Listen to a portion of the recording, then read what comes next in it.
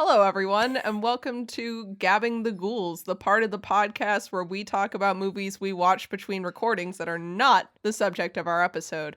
I know that Emma is itching to gab a ghoul. Everybody shut up. It's my turn to shine. Noah, I know that you normally start these things, as has happened in the past 80-some episodes we've done. I don't know how many episodes we have. Ever since we introduced this bit. Yeah, ever since we introduced this bit, I think Noah has always been the one to start it. But I call not this my this excuse time. to talk more. 94 episodes. Today is 95. Oh, holy shit. Wow. We Yeah, gotta that's a think ton. about What are we the doing for 100. episode 100? Yeah, what are we Fuck. doing for episode Okay. 100? We got to do something special. There We'll is figure every that chance out. that it hits in /tober, I think. Oh, you're right. Oh, fuck. So Well, then I we have might to- I We might can have look an forward to idea that. for episode 100. We can talk about I'm that. excited. You know, Emma, it was really funny. You said you better not be checking my IMDb activity. Don't check my which- IMDb activity, Noah. But You're here's- gonna ruin you're- the joke. But the funny thing is that you don't log anything. Oh, I log it. I don't review it. are we all No, saying you're not logging it. It would IMDb be in instead recent of activity if you Letterboxd did. on purpose as a bit, But or if is you- this an accident again? If you were to click more activity, you would see more activity. And you would see there's a lot there. But do not click more activity, Noah. Please. I'm begging you for the joke. I'm not touching. Please I'm do not touching anything. He's not. He's being very good. I'm back on my Okay, page now, thank ready you. to talk about my movies. Thank you. So, normally for these Gabbing the Ghouls segments, I have maybe like anywhere from 1 to 3 movies to talk about that I've watched in the past 2 weeks. I would like you all to guess. We're going to play a fun little game. Guess how many movies Emma has watched in the past 2 weeks. Jade, we'll start with you. Are Give we me a looking number. at like Noah level numbers here? No hints. No hints. Fuck. Oh man. My money is on 16. 16, respectable number. Not a Respectable chance number. it's that high, because that's really close to Noah's number. So my bet is 12. 12, okay. Nina, I'm gonna go with a nice even 10. 10, perfect. Wow, we get Noah, more and how more many disappointed in Emma as we how go. many movies have you watched in the past 2 weeks? Do you have that number on hand? Are we counting shorts? Because I watched Yorgos Lanthimos' short film Necktie, which is 2 minutes. Does that count? No. No. Say no. Okay, 18. 18. I have watched I was planning on not counting it, but just in case. I have watched 27 movies. Jesus Fuck. Wait, okay, so wait, hold on. If there Hold are on. 14 days, if there are 14... That's 3 movies a day, Nina. Oh, Not really. what the fuck? It's one and a third movies a day. Yeah, it's almost 2 movies a day. Wow. But yeah, Wow. so I've watched a lot of movies in the past Yeah. 2 weeks. And we're going to do a rapid fire. Sure. Very fast. There's one movie that's a secret that will be revealed later this episode. Is So- that the one that We you got were slow polling the hair. Discord of should you Yes. suffer for the meme? Yes. Ah. I did ask the Discord last night. I said, Yeah. should I torture myself for this episode of the podcast? And obviously, I knew the answer would be yes. I just needed a little help pushing me over the edge. But that movie will be revealed later. So I have 26 movies to rapid fire. Oh my god. Ford versus Ferrari. I watched it because Noah really enjoyed it. I also really enjoyed it. I gave it a 9 out of 10. Really good. Cool. Yeah. Yeah. I watched Prometheus and Alien Covenant again because Alien Romulus is coming out next week. I'm very excited. That's right. I had never watched Alien Covenant, and I hadn't seen Prometheus in a really long time. And I was surprised by how much I really enjoyed them this time around, having been so removed for such a long time. I had only heard bad things about Alien Covenant, but I loved it. I loved kind of the world building it did for the mythos, and it was a lot of fun. I watched Twisters, the new Twister movie. Oh. It was an enjoyable time. I gave it a 3 out of 5. It's nothing special. It's not bad. It's just fun. It's a good, like, summer popcorn flick. I revisited Once Upon a Time in Hollywood. I did not enjoy this movie when I saw it in theaters. I think a lot of that has to do with I was not very familiar with what's the what's the cult leader's name? Charles Manson. I was not really familiar with Charles Manson or like that story when I saw this movie originally. But since then, I know a lot more, and I still have my problems with the movie, but I enjoyed it a lot more. I watched Quiz Lady, which is like a Hulu movie about this lady who really likes this quiz show, and she gets on the quiz show and does really well. Spoiler alert. But that one was fun. I watched Arcadian, the Nicolas Cage horror film about like survivalism. Yeah. I really enjoyed it. I didn't love the ending, but the ride is a pretty good time. The monsters in it are very interesting. It's probably some of my more favorite monster design in recent memory. And it plays with like tension and stuff in a fun way throughout the movie. I think it's worth people's time if you want to watch it. And I think this is around when I was starting to run out of movies that I wanted to watch. And so I switched to just going to like the horror category on Netflix or on Disney Plus or whatever, and I would watch the first thing I hadn't seen.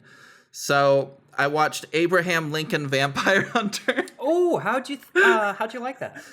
I did not enjoy it very much. Yeah? Yeah. That's what I am always hearing, is it's just I gave it a not good. 2.5 out of 5. It wasn't great. It was not great. But it's dumb. It's enjoyable enough, I guess. It has one of the most unnecessarily large CGI battle sequences, like in the middle of the movie. That's just fucking ridiculous. In the middle? Yeah. He's fighting this vampire on horseback, but it's like 50 horses, like all running. And so it's him and the vampire like jumping around all these horses and stuff. It's so dumb. That's so funny. I watched Appendage, which I talked about a little bit in the Discord. Appendage is a really weird movie. I don't want to say too much. It's a 3 out of 5. It's weird, but it has a creepy little puppet guy. So if you like creepy little practical effects puppet guys, there you go. Puppet guy, you say? Books of Blood. This is one that I think Noah watched as well. I did. Yeah, it's fine. Yep. Throughout the movie, and especially the last like 20 minutes, I kept flipping between, is this a 2.5, a 3, or a 3.5 star movie? And at the end, I really hated the ending, so I gave it 2.5 stars. Yep. And Noah's nodding his head. He gets it. I watched Kingdom of the Planet of the Apes because that came out on Disney Plus. That was a really fun time. I think it's a good start to a new trilogy. I watched the Jumanji movies, the new ones, not the old ones. The ones with The Rock and Nina is face palming. There's a relationship in joke with Noah and I from the Jumanji movies. The first really one's a bit of a guilty pleasure. I just really enjoy it. I know it's terrible, but I just have so much fun with it. The second one is about as good, maybe a little worse, but it's like pretty even. I watched Tarot from this year. It's really bad. I liked the CGI, or some of the like CGI monsters are pretty cool and interesting looking, but beyond that, I mean, they were designed by a really good artist. Yes. Yeah. Beyond I that, have other art from that guy, but not that. The actors don't really do good. The writing's bad, and there's just a lot of like what the fuckness throughout. I watched the romantic comedy Anyone But You that came out earlier this year with Sydney Sweeney and Glenn Powell. I didn't enjoy it a whole lot. It's fine, but it's just really cringy. So that was a 2 out of 5. That's actually really encouraging because it's a Shakespeare adaptation, kind of in the same vein as She's the Man and 10 Things I Hate About You. Oh, and She's the Man is also extremely cringy. Oh, so maybe I just missed it. I'm kind of hoping to go into it and find it about as cringy as She's the Man. Yeah. So. I think it's on Netflix now, I think. Okay, that great. Might have been where I watched it. So check it out. I'll let you know. Maybe it sucks. Who knows? Yeah, let me know when you watch it. I watched Missing, which is a movie where this daughter's mom and her fiance go missing overseas on like a trip. And she is then exploring through the internet to try to figure out what happened to them. Really good time. Really, really enjoyed it. You see the entire movie through like a computer screen and like security cameras and like webcams. Highly recommend. I watched The Rental. It is a horror movie directed by Dave Franco, and it's his directorial debut. No, Dave's okay. Dave is good. Yeah. It's the other one that's bad, James. But I really enjoyed it. It's these two couples going to like an Airbnb on the West Coast, kind of in the middle of nowhere. And it's like tension between the couples, but then also they start seeing that there's hidden cameras in the Airbnb and like various other things going on. Jade and Noah, I think this is one you might actually enjoy. Oh, yeah. A good bit. Yeah. It's interesting because I usually hate Dave Franco. Really?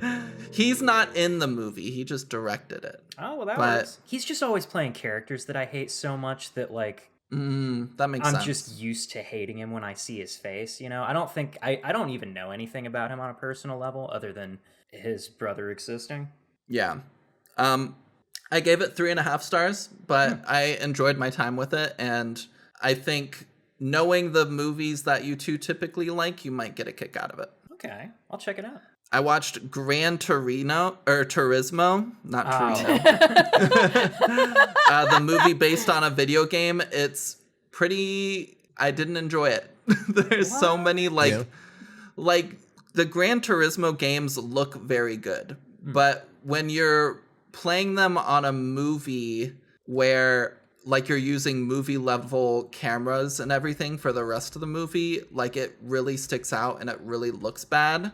Right. And they constantly show parts from the game, or they bring in like little UI bits from the game, and the acting is just like pretty bad, and it's just weird. I didn't like it. I watched It Follows, obviously. We'll get into that later. Then I had a rom-com run where I watched Crazy Rich Asians and Set It Up. Those were both fun times. I enjoyed them.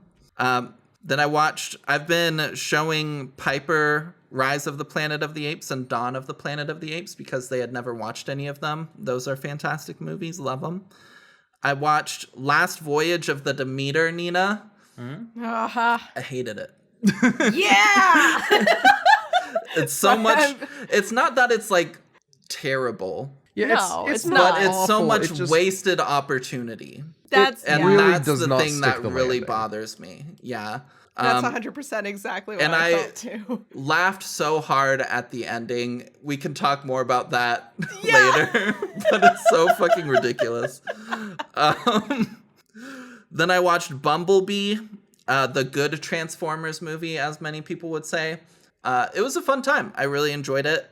3.5 stars.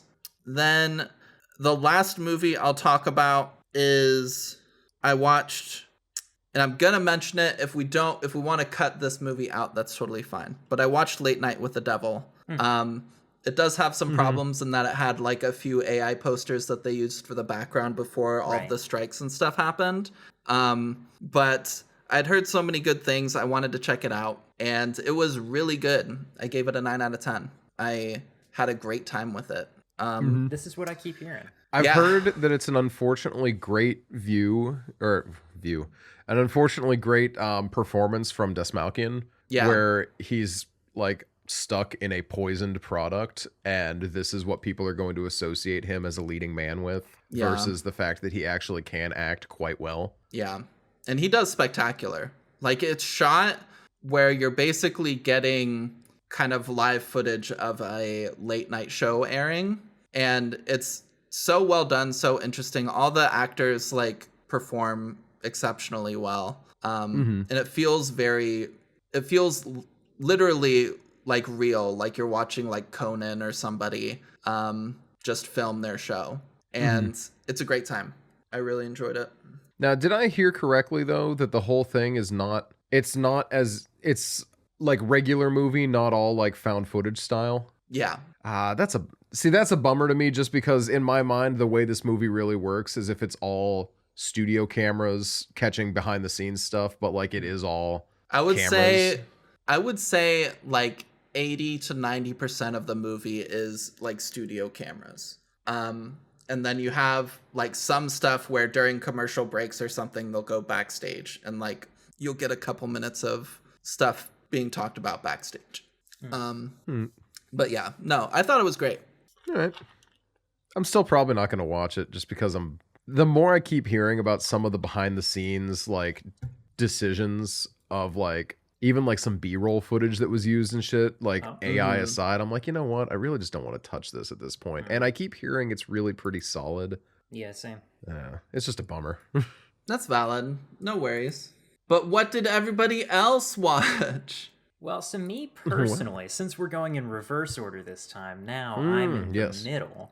I have watched literally only one movie between the last episode and this one, and that movie was The Manchurian Candidate. Interesting movie the pick. 2004 remake, not the original. I've still never seen the original, but I had seen this before, like years ago, and honestly, I wanted to come back to it because of its like I don't know, sort of ambiguous amount of horror content that it has. It's got a handful of scenes that just really stuck in my mind, and I've been thinking of them a bit lately for I don't know why, so I decided to watch it again. God damn, does that shit hold up. I didn't even realize how many people that I knew who were in that thing, because like it's one of those movies that has like everybody in it. Oh yeah? Denzel, I don't think Meryl I've watched Streep, it. Liev Schreiber as the top three.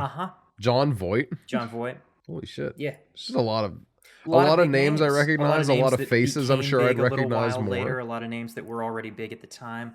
A lot of really good shit. Is this the one that was playing when I was talking to someone in the hospital? It was playing on the TV in the background, or is that something else? That was something that else. That's London Was Falling or something stupid like that. Yeah, it was some dumb Gerard Butler movie, yeah. Yeah. Sorry, I just saw like a bunch of names I knew, and I was like, oh yeah, like, and that's on me. Well, and it also, at a glance could appear to be the same kind of like pseudo-political action thriller. Yeah. Mm-hmm. Thank you for giving me that benefit of the doubt. It's not earned. Also, just so that you know, Manchurian Candidate's on Tubi right now. The original. The original. Ooh, if I didn't hate Frank Sinatra, right? Man could not act.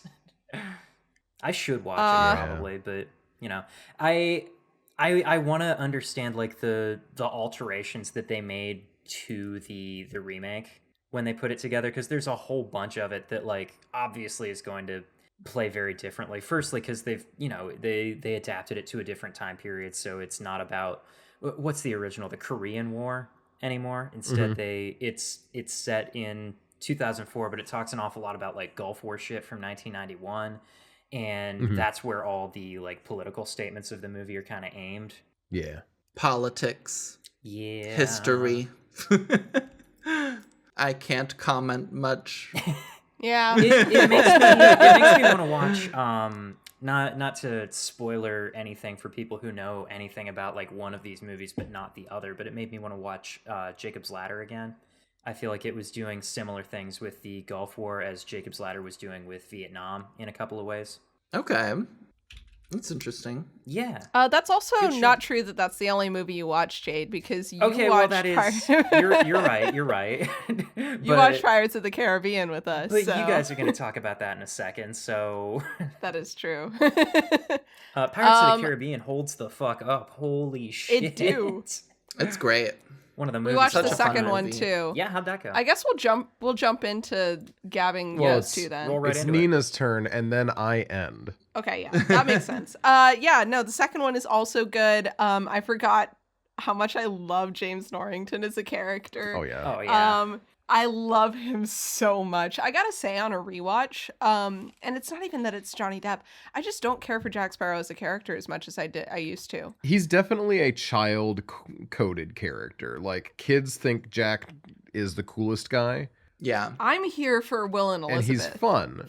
But he definitely... You're there for Barbosa. He's not the main Nina, draw don't lie. anymore. Barbosa's not in the second one except for like 3 minutes. That's so fair. That's I'm fair. there for Tia Dalma.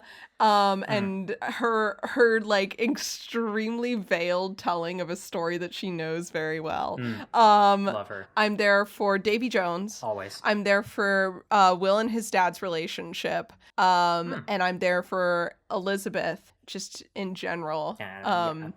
Having to deal with a bunch of men all the time, and obviously the found family of the Black Pearl ship. I don't know. There's some rough stuff in the second one, just kind of that didn't age great, and then there's just some kind of cringe shit as well. That's just like some of the delivery of some of the jokes and stuff remind me way too much of the people who quoted it when I was in high school. Yuck. So that was that, but I still love them, and I'm really looking forward to watching the third one again. And then we also Noah and I went to the theater and we watched Trap. And so, now I'm gonna say something here. I loved it. I am 100% telling anyone who wants to see it to be aware that the reason I loved it is because Josh Hartnett was really fun in it. He was just, I loved his performance. I loved the character. It was pretty much what I expected, which was, a Dexter episode set in a concert venue, and that's largely kind of how it rolls for the most part, minus the constant inner monologue that you get in a Dexter episode, but a lot of the actions taken are still very similar. It's got some Shyamalan bullshit in it, obviously. It gets way more overt towards the end. There's one scene in particular in a car where I was like, ugh, this is the most Shyamalan scene I have seen since I watched The Visit. And so it's not perfect. It goes on for 10 to 30 minutes too long, depending on when you personally get tired of it. But it's a little bit of a Return of the King in the sense that it does end 3 different times. I would have been happy if the movie had ended at one of the 3 times that it could have ended, but it doesn't. I want to see it again. Loved it. I'm not going to give it a number rating, but I just liked it for a PG-13 like thriller. Good stuff. Yeah. I've seen a lot of people online either be like, I loved this, and then in the comments, everybody's like, this movie sucked. What are you on? Yeah, a lot of people on TikTok were like, this is the worst movie I've seen in theaters this year. And I'm like, okay. I've seen Tarot in theaters. You saw Tarot in theaters, on opening night. That was your decision. It was my decision. But I would like to say, I'm becoming an M. Night truther. I have been converted by the small pocket of film Twitter that really appreciates his work for the artistic integrity and everything of it. Tell us more about your opinions on The Last Airbender, Noah. I've never seen it because I got taste. I want to hear you talk about But you're signs. a truther. You have to watch it. No, even the truthers, I'll rank that at the shit tier bottom. So Fair enough. I want to hear about Signs, though.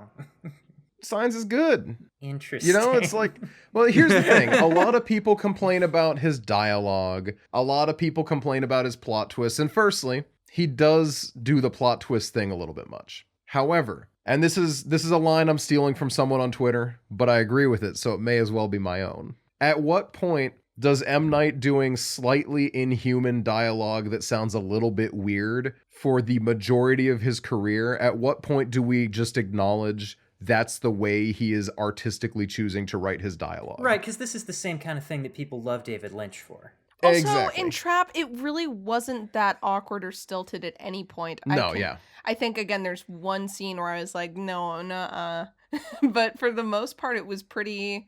I think part of it that helps is that Cooper is pretending to be, like, a well-adjusted person, so when he sounds a little awkward, it's like, well, that's just a man trying really hard to sound normal. And not many of the other characters have a chance to fuck up their dialogue, so... Yeah. And also, Shyamalan did this, like, huge push for the movie on Twitter in the month leading up to it, where he would just drop a new trivia piece. One of them was that he saw a, let me not misquote who this guy is. Yes, okay.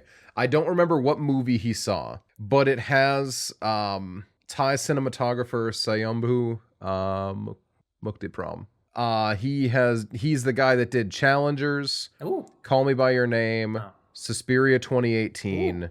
He was the cinematographer for those. M. Night saw a movie he had done, loved him so much that he immediately picked him up as the cinematographer for this project. So, and it was just like a bunch of trivia like that. Like, it was shot in this format, blah, blah, blah, blah, blah, blah, blah. There's a bunch of different, like, moments where, like, he highlighted the technical process, the importance of why Josh Hartnett was picked, because he met with him over lunch and they talked about what it's like to be a father of a daughter, and they bonded over that. And he's like, oh, this is my guy. Perfect. Huh. Those were the best parts of the movie, were the parts where he was interacting with his kid.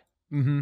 Yeah, and I think it was because of knowing stuff about it. Every time, if I hear this man talk about a movie, I'm going to love his movie because he has so many big thoughts behind what his movies are going to be and what he wants them to say.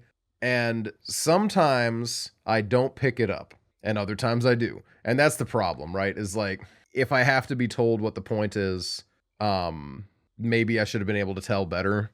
But then other things are just stuff that goes over my head, like his camera movement in Old, where he's like, yeah, this shot keeps panning past people and dialogue starts before they're in frame and ends after they're out of frame to show the unrelenting passage of time. And then he name drops some German expressionist guy who used to do stuff like this. And that, like, you know, Trap was a 9 out of 10 for me. I really, really liked Trap. It was fun and good. What was I gonna say about Trap? Oh, it's like watching this after recently watching Devil's Candy, I can see similar fears kind of echoed in both. About it's specifically the same fear of like dedicating yourself to your craft so much that you mistreat and hurt your child. It's not even just you neglect them. It's you do things in pursuit of your career that actively damage your child's life. And watching it after, I think maybe I either would have liked it. No, I don't think I would have liked it as much if I hadn't just seen Devil's Candy, because I'm watching it and I'm seeing like a very familiar discussion about fatherhood there, and I'm like, I can't relate from the dad side of things, which is the artists in these case, they're the ones speaking on it. But seeing fathers talk about those fears makes me think about my relationship with my dad and how like his career always affected like my childhood.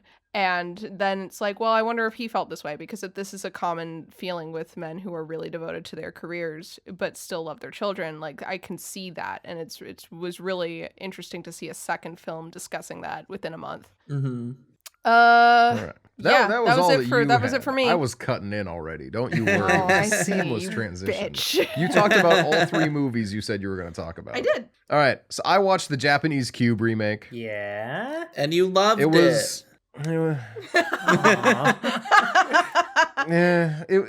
It's one of those things where if I had never seen Cube, I might have liked it more, because there's a lot of very identical moments. That being said, the real Cube heads out there really hate it because they think that it butchered the characters and the archetypes that they were working with. Flip side, we really cannot we can't ignore the fact that there is no offensive autistic man in the Japanese Cube remake.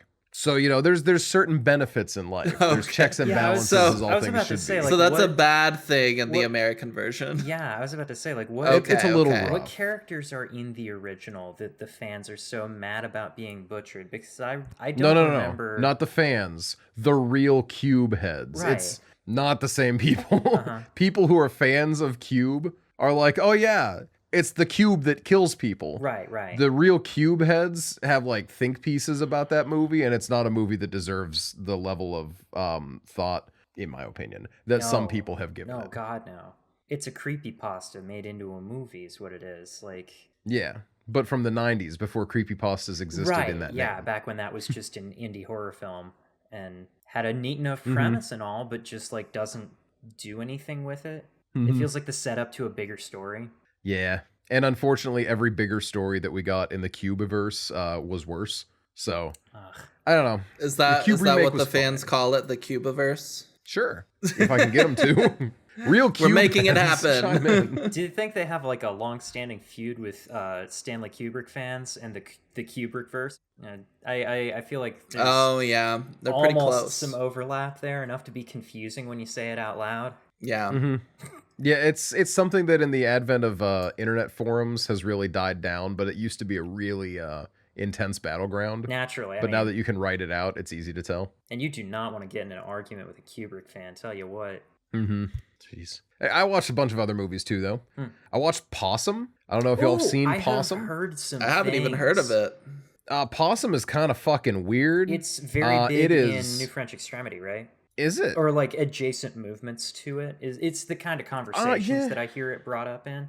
You know what? I could see that. I could definitely see this being brought up pretty heavily in the circles, because this is definitely an emotionally heavy movie versus a gore and hyper violence heavy movie. Oh, sure. Like a lot of other New French Extremity, or it's pushing in a different direction.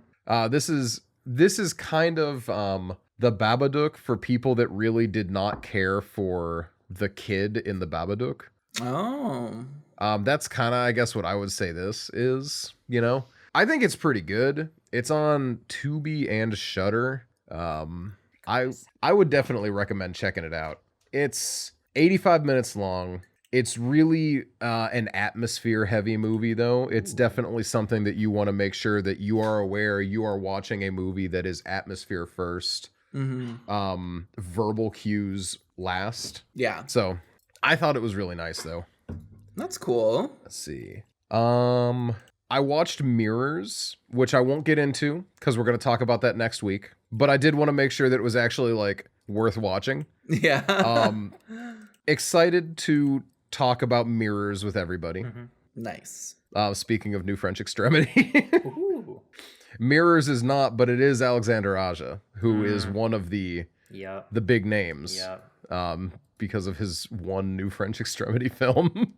Let's see. I pulled an Emma. I opened up Hulu and I just watched the first horror movie that I didn't know. Yeah. Stealing my thing. I did steal your thing. Oh, I do have one more Ghoul to Gap. I'm so sorry. I'll do that when Noah's done.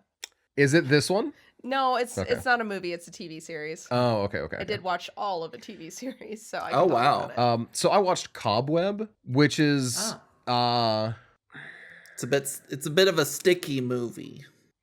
Thank you, funny. Jade, for laughing to yourself that I'm sure the mic didn't pick up, but I see you, and I want to acknowledge it. I'm trying to think of how to describe this movie without actually spoiling the movie, because there is a lot kind of happening in here that I can't really explain. Let me put it this way. It looks like a movie that's going to be ass dog shit because it is a movie called Cobweb that was released in 2023. And unfortunately, if you haven't heard about new horror, it's usually not good, right? Yeah. However, I think that this was actually pretty solid and I did enjoy it. It's an actual Lionsgate release, so it's not, because I thought it was a Hulu churned out release, which because Hulu has the Into the Dark.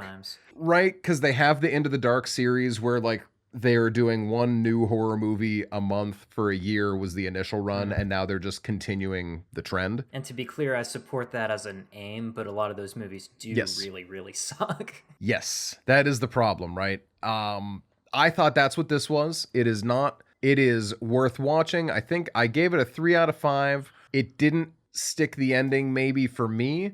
But the atmosphere building up to that was actually like I was living in a nightmare. Oh. It was actually really solid. Like, very dreamlike, complimentary, derogatory, you know? Right. Okay, yeah. It nailed the vibes, and I hated every second of that. Ooh. So, well, now how can we I would pass recommend. that up?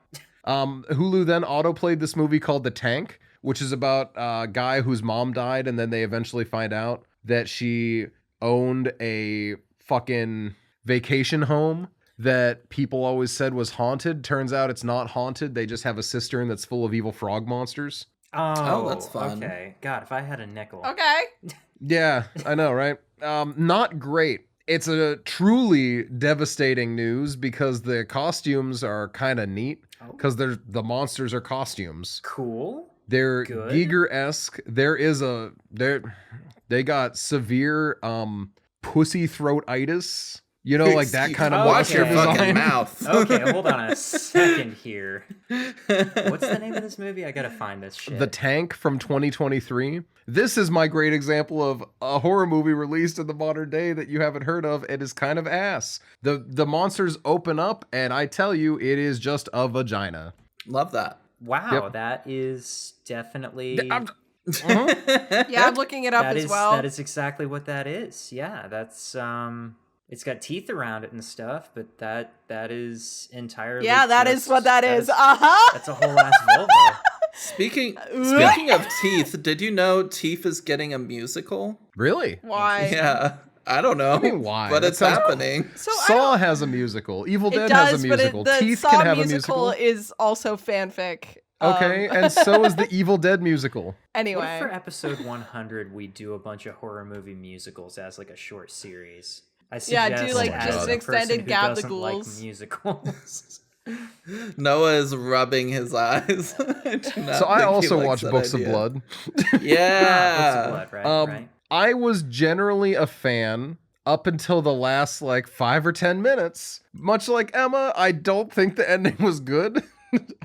However, unlike Emma, for me, the ending took me right back because it kicks in with a Marilyn Manson song that was playing earlier in the movie. Oh, no. But I literally, for a movie released in 2020, it took me immediately back to every shit-ass horror movie we used to watch back in the day.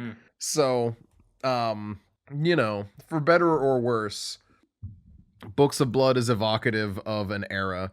Now, I've heard the book is better. No way. We haven't, so We have, I believe, the first I think we have the 8 first stories. we have the first 2 volumes, I think. So, which I believe is all the volumes of the Books of Blood. Oh, right then now. we should read it. There are eventually that's parts of it I really enjoyed and that I thought Yeah, were cool. no. I think Isn't conception... Candyman a Books of Blood short originally? It is, yeah. Yeah, it's called The Forbidden. Yeah. Ooh. Let's see. And we love candy. And we love man. Man. And by man, I mean Tony Todd. That's Okay, right. Yeah. I got That's the man that we love. Oh my I god. got, no, 3 to 5 more movies, depending on how I actually know how to count. Uh-huh. I watched this movie called Joshua, also Joshua the Black Rider. It felt From the Tom Waits a album. little bit like a blaxploitation western. Ooh. Oh. But not really. So I then look into it. Turns out Fred Williamson, who plays the titular Joshua, is a blaxploitation actor. He came up in that era, and he was watching the signs on the wall as everyone was throwing away the genre. But he's like, this is still huge overseas. So he's buying up the rights to a bunch of different stuff and maintaining his hold on his own movies. So I'm like, but I don't want to say this movie is blaxploitation, right? Because I don't know the genre very well. So I click on the man's like film starring list, and I see him in this like distinct stack of blaxploitation movies. I look it up. This movie is not mentioned, but his other western is immediately name dropped as the first non-urban blaxploitation like split off. Oh, okay. Which I can't say the name of, but if you're interested, you can find it if you just look up Fred Williamson's filmography.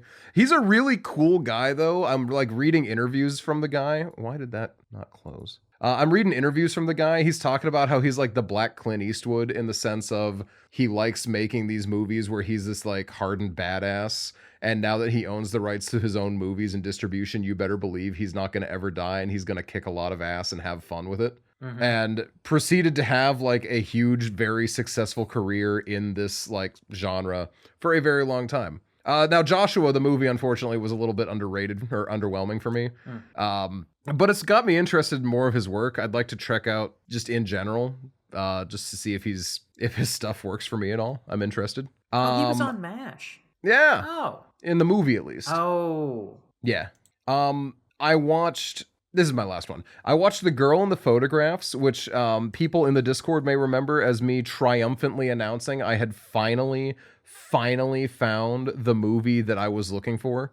Of girl who has Polaroid photos that reveal something evil in the background. That I was so sure I'd finally found it. This is my 3rd or 4th Polaroid-based horror movie that I have watched, trying to rediscover this one that I watched ages ago, which, for the record, I don't think was good. I just want to remember to see if it was so good. Badly? I want to know if it was actually bad or if I just thought it was bad. And because there's a lot of movies that I have thought were bad that I revisited later that I really, really enjoyed, you know? Unfortunately, The Girl in the Photographs is not good. Did not like it. This is, let me look up what I got here. Kal Penn is in this. This was released in 2015. He was full force working with the Obama administration at this time. What was he doing with them exactly?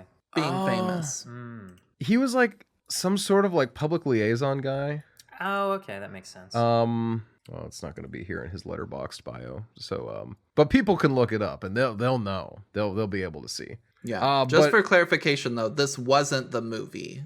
This is not the movie I was looking for. Oh my God, and you're kidding. I thought this was it. I was so sure I had found it. This is not it. Still not. This is not the movie I was after at all. The search continues. Oh my God. This movie does have a really weird, like, heavy defending community, which is like most of the big reviews are giving it a half star. It doesn't deserve a half star. It's better than a half star. I gave it 1.5 stars.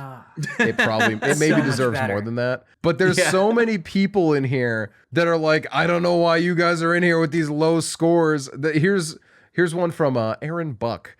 I looked at all the low scores for this and wonder if there's some kind of conspiracy. Everyone speaks well of this movie and yet gives it a half star. I don't know why he says this, because the half stars are not people saying it was good. The half stars are not people speaking well and then giving it a half star. It is people shit-talking the movie and giving it a half star. This was Wes Craven's last movie he was connected with. Oh, no. Not the director. He was the executive producer.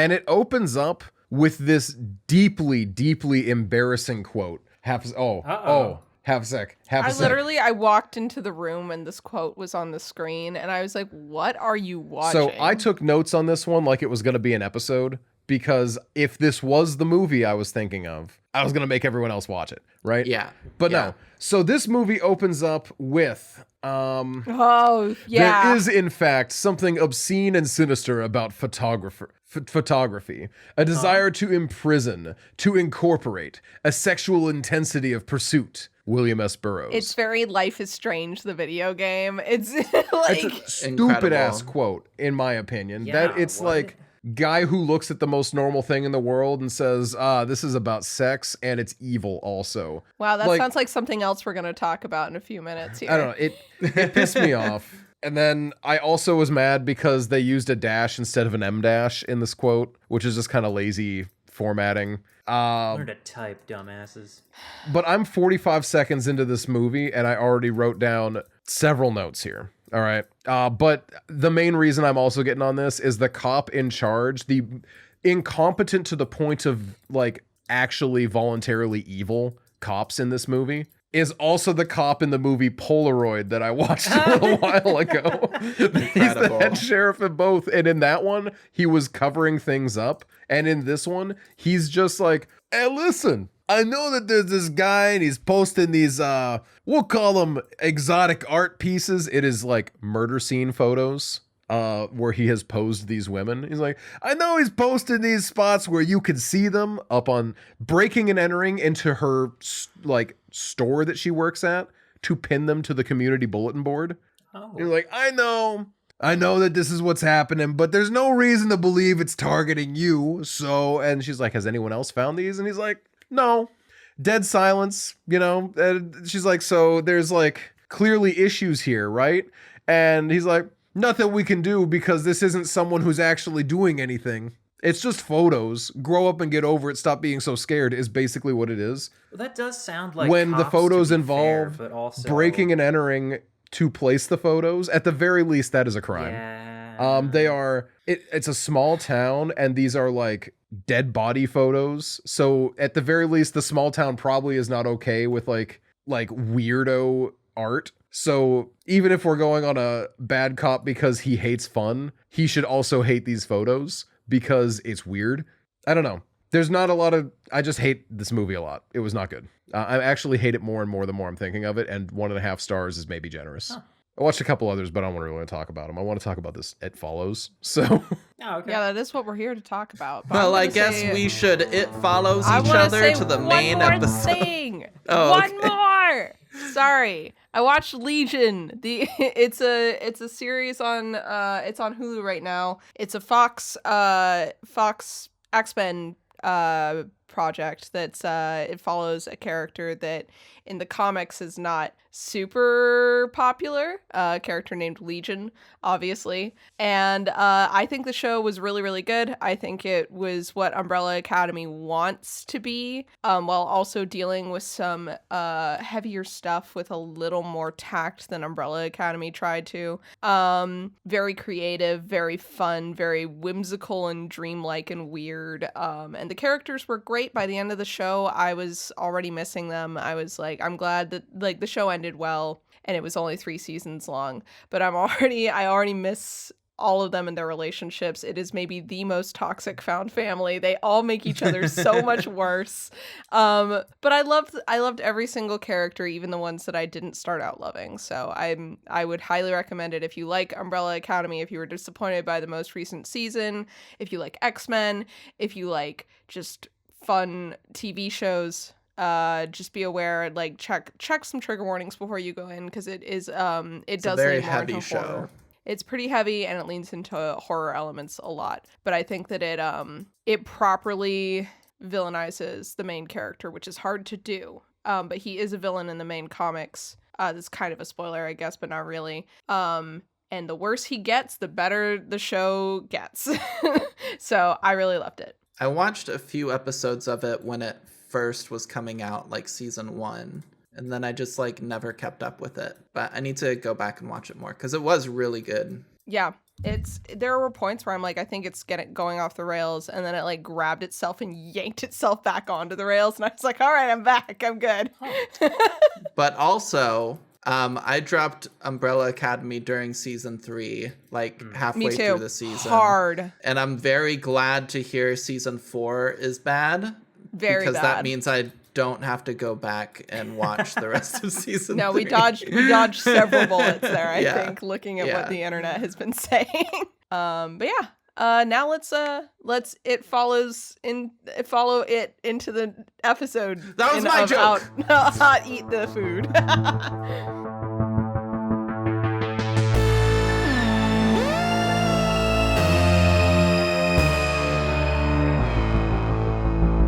Hello, everyone, and welcome to Casual Obsession, the horror movie podcast where we talk about horror movies. I am one of your hosts, Nina, and I'm here with... I'm Noah. What pronouns do you use, though? Oh, my pronouns! Oh, right. Wow. Nina's such a pronoun police and forgets all by themselves. Boo. Everyone boo the pronoun in bio. But only Nina in this one moment. I use they, she pronouns. I'm done. No, what? Oh, no, did the do. Okay, cool. Noah's just coming out with this vicious anti-pronoun stance. Crazy. I've never used a pronoun in my life. Not once. Not even twice in that sentence. I'm Emma, and I use they, them pronouns. And I am Jade, and I also use they, them pronouns. Bitchin'. Great. That is excellent to know. Excellent to know. This week we're talking about It Follows, a movie that was in the festival circuit in 2014 and then had a wide release in March of 2015. It is a movie that, like, the basic premise of it, I'm pretty sure everyone knows by now because it got a pretty big kind of cult following pretty quickly. The vibes is, what if what if a ghost could be like sexually transmitted? And that's functionally if we follow a main character who gets tricked into getting haunted by a ghost via sex, and the it that is the ghost do be following though. It do follow. It do follow. But also mixed with, and I'm sure everybody who's listening to this podcast knows this, the internet meme about the snail. It's very much the immortal snail. That hunts you if you take the $1 million or however much it is. Yeah, the snail that hunts you down forever and will kill you. And then if it touches you, the first version that I heard was you are immortal, and the only thing that can kill you is the snail. Yes, that is what I heard too. You and the snail are both immortal as long as it doesn't catch you. Anyway, I think it's got the one like War is Over John Lennon song on TikTok that played all the time. I remember this vividly. What a time to be alive. But yeah, that is It Follows in Vague. Noah, what are the critical ratings for It Follows? So we got a 6.8 out of 10 on IMDb, a 95% on Rotten Tomatoes, 83% on Metacritic, and a 3.5 out of 5 on Letterboxd. Okay. And many people consistently ask me, Noah, what about Twitter, Brandon? Many people say this. Well, I am always saying this. he did like it. I couldn't find Twitter any Brandon. actual review. Yeah, friend of the podcast, Twitter Brandon, says he likes this movie. He's listed it in a couple other things where he's just talked about how he enjoyed it, but I haven't seen him write anything specific about it, unfortunately. Sure. It is life. It is what it is.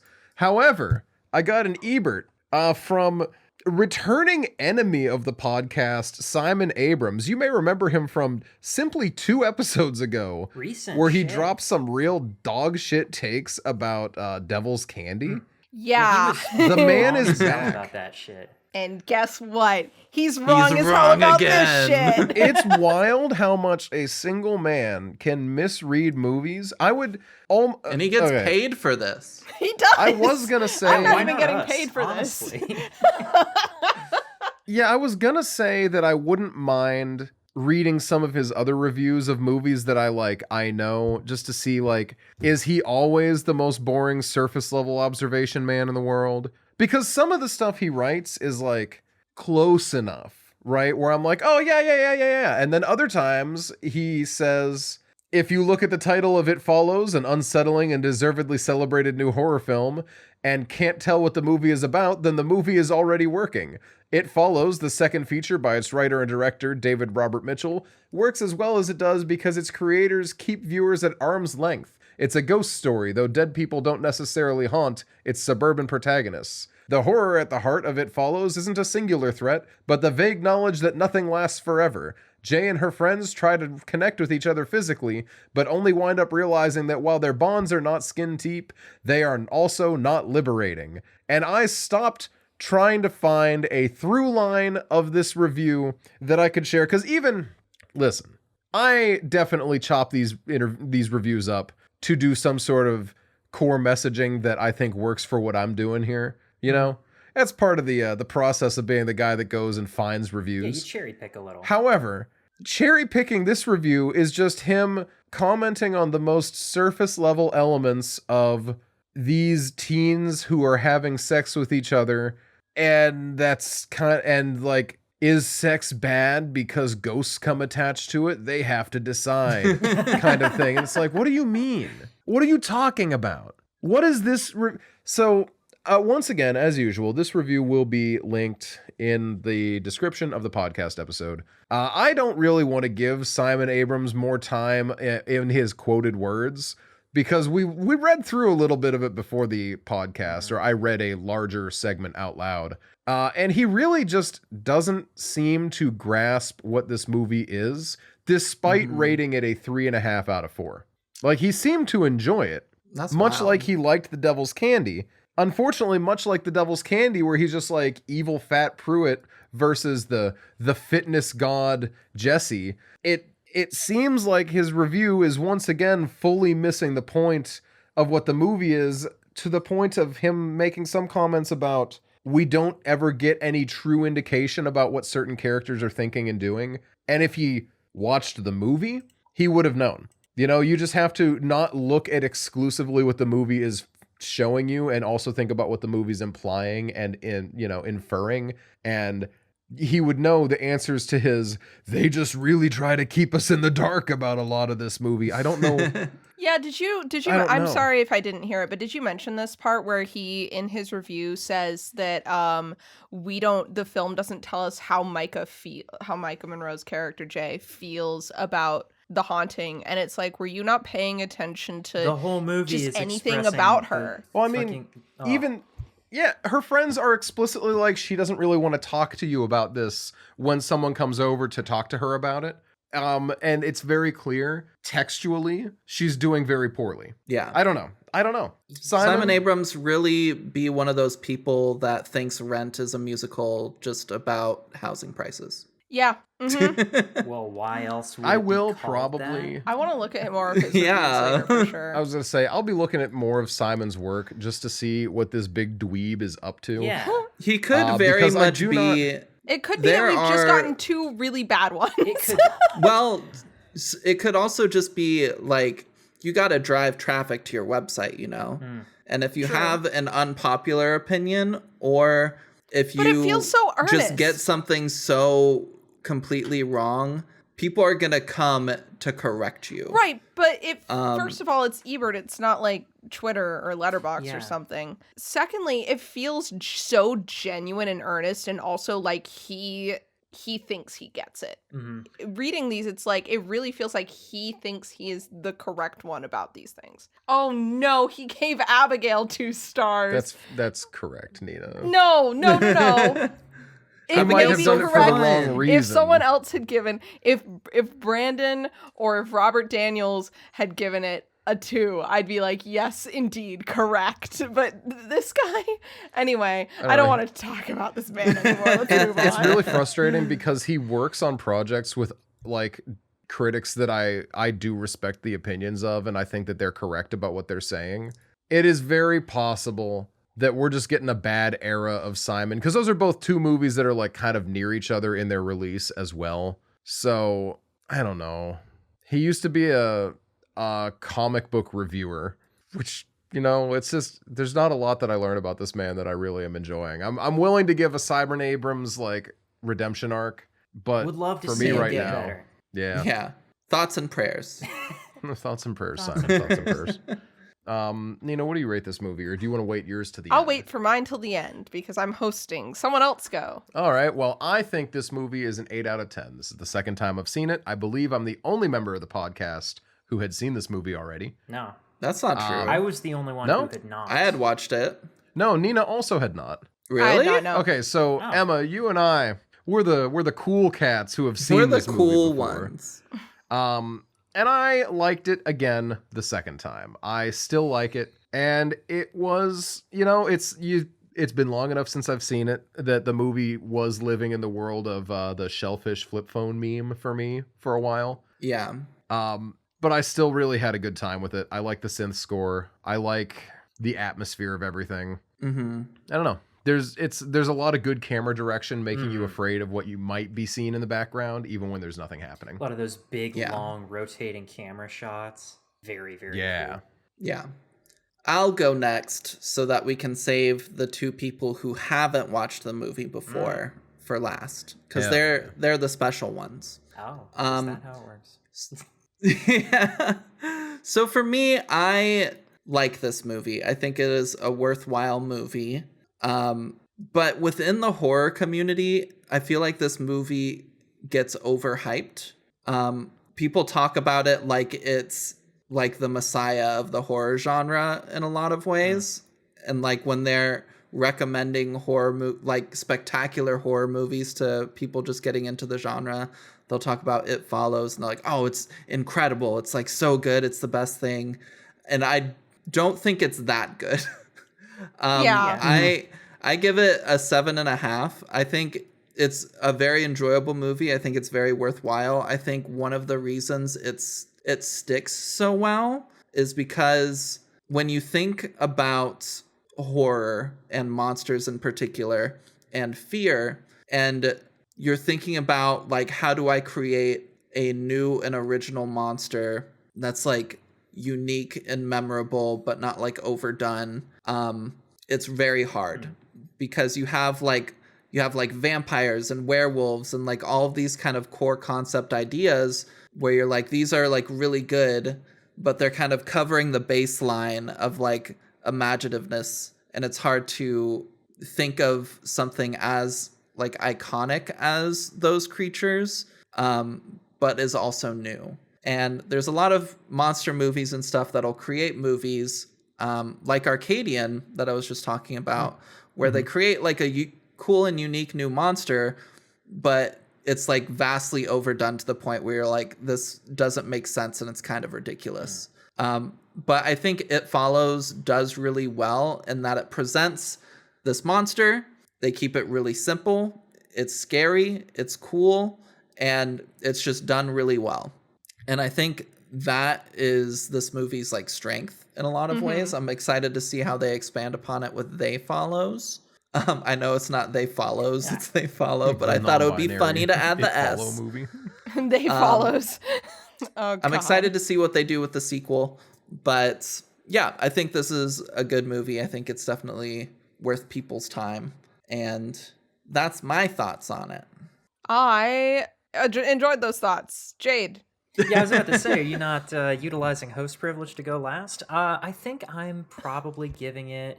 I want to score it really high because I really, really enjoy watching it because it's got this atmosphere and, as previously mentioned, the camera work. The soundtrack also, huge. It's by Disaster Piece, same artist who did the soundtrack to Bodies, Bodies, Bodies more recently. Yeah. Both really, really good scores. This one is super, super immersive. Love that. The soundtrack ends up feeling like super John Carpenter-ish in a lot of places, which also a number of the visual choices do as well, which is a really neat thing to be putting into your slasher movie, right? Yeah. It feels I don't know, just the whole feel of the thing is this really specific kind of like there's a specific shittiness to every single set that they're ever at, right? Every object that they're ever near, every building they're ever in or close to. And I love when a movie expends so much effort portraying lameness, you know? Where it's like, it's not even dilapidation at certain points. It's just like, yeah, there's just a fucking fence with a bunch of rust on it. And this house is fine, but its porch is just so sad and puny, and these chairs are shitty, but you sit on them anyway, you know? Like, there's something about that kind of thing going on in movies. Like, everything about the look and the setting of this one just feels to me like it exists in the same world that I live in, you know? In a way that a lot of other movies have this tendency to not want to.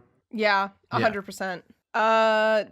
What number rating did you give? Sorry, I don't know if I heard. I don't think I did. I'm probably looking at like an 8 or an 8.5, a 9 on the top end.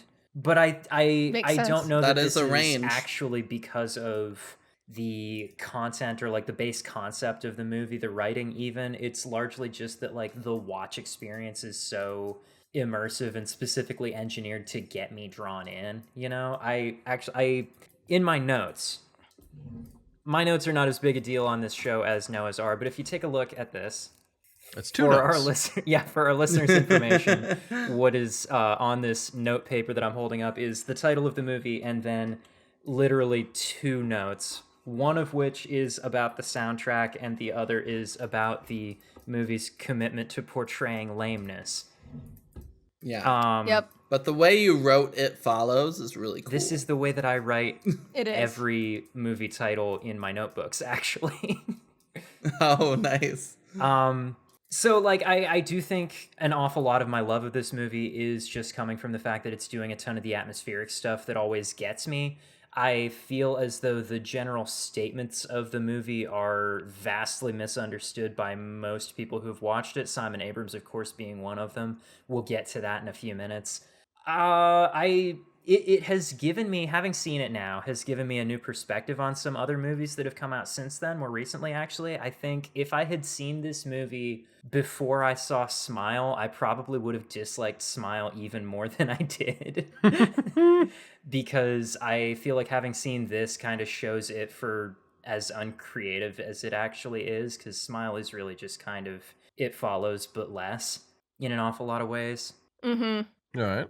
But, I mean, you know, anyways, it's doing a whole bunch of shit that I like. I really enjoy it. Final number, 8.5. All right. Nice. Respectable.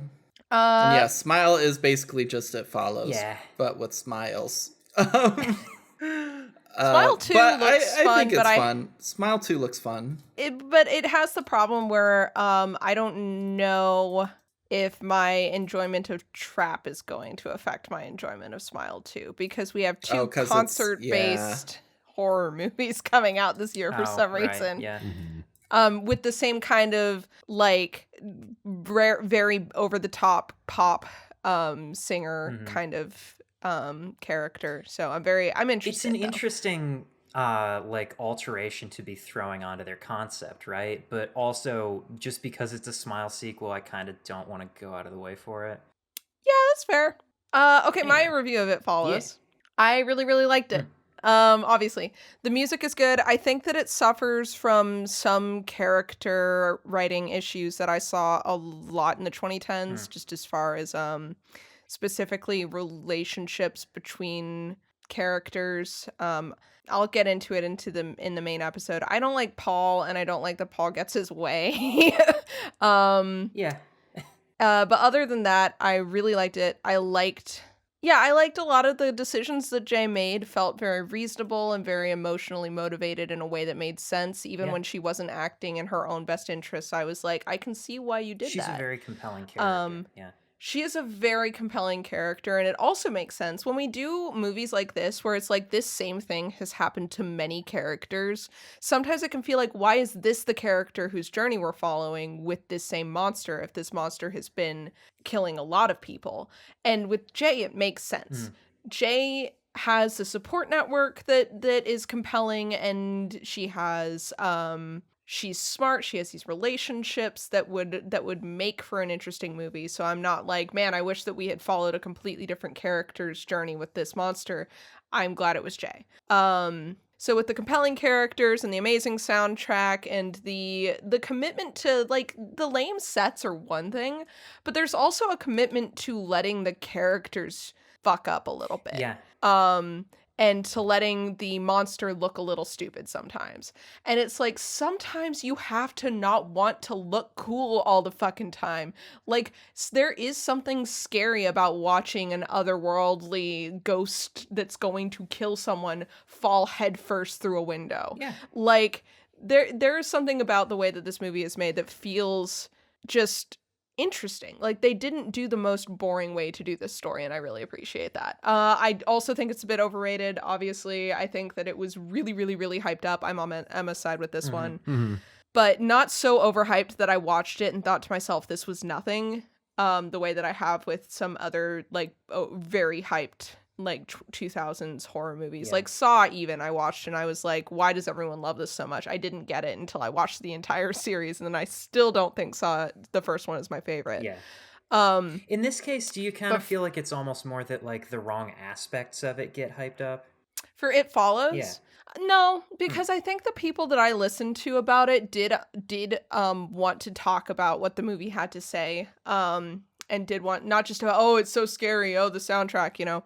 It was a lot of like, this is a movie that I feel has things to say, similar to how people talked about The Babadook. But because of that, it turned into maybe then my answer is yes, because I think what the problem is with The Babadook and It Follows, when people talk about it that way, it makes me feel like they don't think other horror movies have anything to say. Right, it's the elevator horror discussion, basically. Exactly. And it's like, look, I get it, but Texas Chainsaw had a message. Ready or Not has a message. Like, the Get Out, Nope, movies that have a lot of a lighthearted tone to them still have a lot to say. So it's like, if you want to hand me this dour, dreary movie that's very, very overt with its message and act like it's the most brilliant thing ever, then yeah, I'm not gonna like it as much as I thought. But with this one, I don't think that was the case. I think it was just slightly overhyped in that I've seen enough horror movies now that this wasn't that groundbreaking, but it was still really, really enjoyable and definitely just a well-crafted movie. So I'm probably also gonna say like an 8. Hella valid. This is something I was going to say before we recorded, and then I thought maybe it was a bad idea and I should wait until recording. I'm noticing a lot of the lower reviews for It Follows that I was finding online. A lot of them drift more modern, like recent reviews talking about it. And I think it is because it has been a little bit overhyped that people will then watch it. Right. And because some of it's like, it's a very specific movie. You know, it's not a high action, high like energy adventure horror at all. And not that a lot of them are, but also depending on the kind of horror fan you are, if you are watching It Follows just to go through the list of movies that people have like said you have to watch or were very important at a time, when it's just not, if you're in like the wrong headspace for it, if you got incorrectly pitched what the movie was like, things like that, I think could also very heavily hurt your enjoyment of this movie. Because some of these, some of the Metacritic reviews I was taking a look at were like scathing, and they were all put out in the last 3 years. And it's like, I'm beginning, because that was like the connection I'm seeing is a lot of just like really bad recent reviews. And it's okay to have bad reviews for this movie. It's not a perfect movie. Yeah. But like, it's also, I think I can safely say, objectively not a 3 out of 10 movie. God, no. Not a 2 out of 10 movie. Jeez, nah. Not a 1 out of 10 movie. And that was a lot of the stuff I was seeing, just people who were mad at the movie for existing. Yeah. And, you know, that it's the fine line you have to walk when you're watching something, especially like that is a little overhyped. You know, like, it happens. Yeah, makes sense. What's next? Content warnings. Content warnings. Welcome to content warnings. We have a couple. This is not like a super, this is a very suspense-driven movie. Obviously, the title can tell you that much. As mentioned, there's a lot of discussion about sex in this movie. So the whole ghost thing is an allegory for STDs, most overtly. There's other nuances to it as well. But because of that, just be aware that the vibes and the way that they're portrayed may be triggering if you have dealt with certain things. Similarly, sexual assault. While most of the sex that takes place is consensual, there is a lot of misleading. People have sex with other people knowing that this ghost is following them and not telling that person that is what they are getting into, which is another one that's like, again, it is a ghost, which is not real, but the feelings that it evokes are very real. So just be aware of that. And also, we do have a couple of scenes in which a character is like physically overpowered and chloroformed and tied up and stuff like that. And this does not go along with an actual sexual assault or anything, but the imagery is very much there, and it's very, very effective. It's really, we'll get into it later on, but it's very interesting because they happen so close to each other in the narrative. It's so realistic because a lot of I'm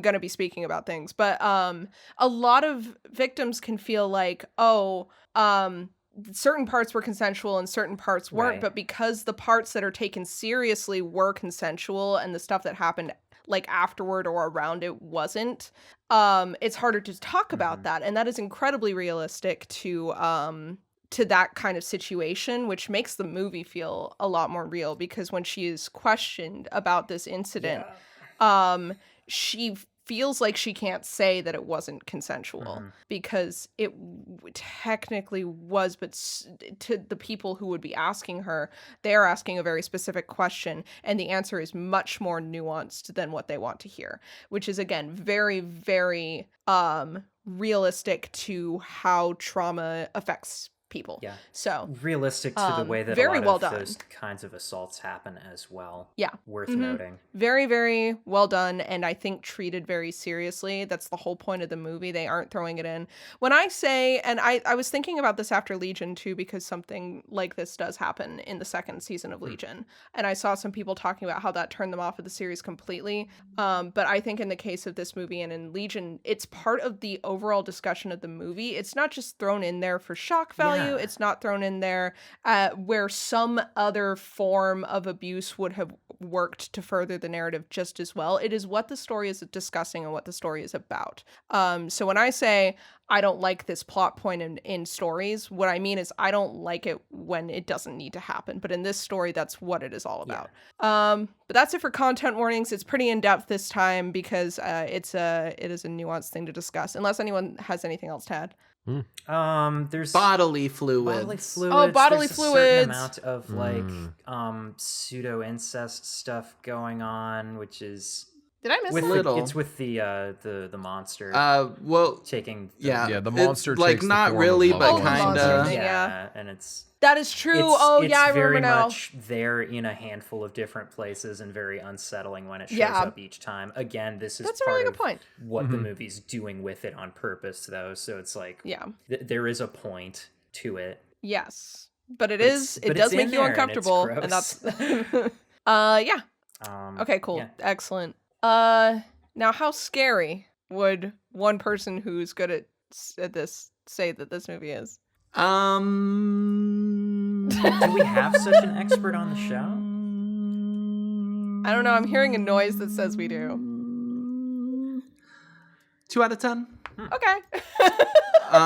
There are a couple like good creepy moments. Tall guy in the hallway is always tall iconic. guy in the hallway. Love that guy. Tall guy in a hallway. And the first time I watched this movie, I didn't notice all the bodily fluids. Yeah. And then this time, seeing the bodily fluids, I was like, ugh. So that adds to the score, I think. Yeah. But it's not like a super scary movie or anything. I think it legitimately is a pretty good intro for like someone who's new to the horror genre. But yeah. Good stuff. One thing I hate about... What's that spoilery summer? Oh, you go for it. I will tell you. I'm about to get into it. So this is something that I was just thinking of because we're getting into the summary. One thing about slashers, because Emma and I were talking earlier this week about slashers again, for reasons I will bring up at the very, very end of the episode. But one thing that I was talking about was like things that I do or don't like about slashers. And I thought of a new one, which is that oftentimes the most gut-wrenching kill is the first one. Which is true in this movie, and it's also true in Clown in a Cornfield, that introductory scene at the like quarry was like, and then everything else from there on was like, oh, it's a slasher, I know what I'm getting into, and I knew what I was getting into, but ouch. And this is where Friday the 13th 2009 actually really did something, because its initial sequence, the entire first 1/3 of the movie, the first half hour of it before that title drop hits, is a perfect Friday the 13th short. It's incredible. Well, or Halloween Ends, or yeah. Halloween Ends starts off with a really good horror short. That was upsetting, and even and it works best in the context of the Halloween universe. Honestly. It's just where it went from there. Anyway, speaking of, let's get into the spoilery summary. We start with this opening kill. Annie Marshall is named in the summary. I didn't know that was her name. I don't think anyone runs says out of her house. No. Runs out of her house seemingly being pursued, but denies that she needs help to onlookers. She gets into her car and drives away. That night, she sits alone on a beach and calls her parents to tell them she loves them. In the morning, her mutilated corpse remains on the beach. In this opening scene, she's looking around very frantically. Nobody else seems to see anything, but she's very much aware that there's something going on. Meanwhile, Carefree University student Jay Height goes to a movie with her boyfriend, Hugh. Boyfriend? Was this not a first date? Wikipedia... It was their first date, but I believe that was the terminology being used. Second or third date, I think, actually. It was an early date. Yeah, because the sister had met him. Yeah. And was like, oh, you're going out with that guy again? But not I like him. friend. And then she was like, I like him too. Yeah. All right, got it. Okay. I thought it was like internet dating to me has ruined a lot of things. Okay. Hugh points out a girl in a yellow dress whom Jay cannot see. Unnerved, Hugh asks that they leave. Later, Hugh and Jay have sex for the first time in his car, after which he incapacitates her with chloroform. She wakes up tied to a wheelchair where Hugh explains he has passed something to her through intercourse. She will be pursued by an entity that only they can see, which can take the appearance of any person. It moves as a walking pace, but always knows where she is and will be approaching at all times. I love how that's worded. Thank you, Wikipedia. If it catches Jay, it will kill her and pursue the previous person to have passed it on. Hugh waits until a naked woman slowly approaches them to prove Jay is being followed, then urges her to have sex with someone else soon. He drives Jay home and flees. The next day, the police cannot find the naked woman or Hugh, who was living under a false identity. At school, Jay sees an old woman walking towards her, invisible to others, and flees. Jay's sister Kelly and her longtime friends Paul and Yara, or is it Yara in this? Is that how they say it? Okay, spend the night at Jay's house. Someone smashes a window. Paul investigates but sees no one. Jade then sees a disheveled, urinating, half-naked woman walking towards her and runs upstairs towards the others who cannot see the entity. Yes, she does.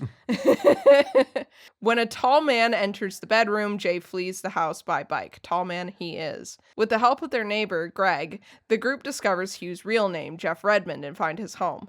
Jeff explains that the entity began pursuing him after a one-night stand and reiterates that the only option is to sleep with someone else and implore them to do the same. He recommends that Jay drive to a distant location to buy herself some time to think. Greg drives with Jay, Kelly, Yara, and Paul to his family's lake house. The next day on the lakefront, while Greg leaves to pee, that's not necessary, Wikipedia. We're leaving out a lot of stuff. It's important.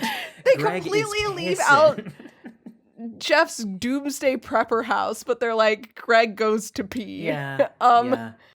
The entity arrives in the form of Yara and attacks Jay from behind by grabbing her hair, which is witnessed by her friends. Jay flees in Greg's car and crashes, then wakes up in a hospital with a broken arm. To buy herself time, Jay has sex with Greg in the hospital. Greg denies the existence of the entity, despite this is pretty fucked up of him, right? Mm-hmm. He didn't even believe in that shit. Denies the existence of the entity despite the insistence of Jay's friends. Later, Jay sees the entity in the form of Greg walking towards Greg's house. It smashes a window and enters. Jay runs into the house to find the entity in the form of Greg's half-naked mother attacking and killing Greg. Jay flees by car and spends the night outdoors. On a beach, Jay sees 3 young men on a boat. She partially undresses and walks into the water. Back home, Paul, willing to take the risk, asks Jay to pass it on to him, but she refuses. The group plans a last-ditch effort to kill the entity by luring it into a swimming pool and dropping electrical devices into the water. Jay waits in the pool until the entity arrives with the appearance of her father. Instead of entering the pool, it throws the devices at her. Firing at an invisible target, Paul accidentally wounds Yara, but he shoots her in the leg, but shoots the entity twice before it falls into the pool.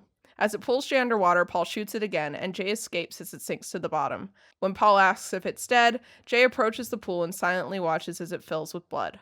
Back at Jay's house, Jay and Paul have sex. Paul drives through town, passing prostitutes, and Yara recovers at a hospital. Later, Jay and Paul walk down the street holding hands as a figure walks behind them.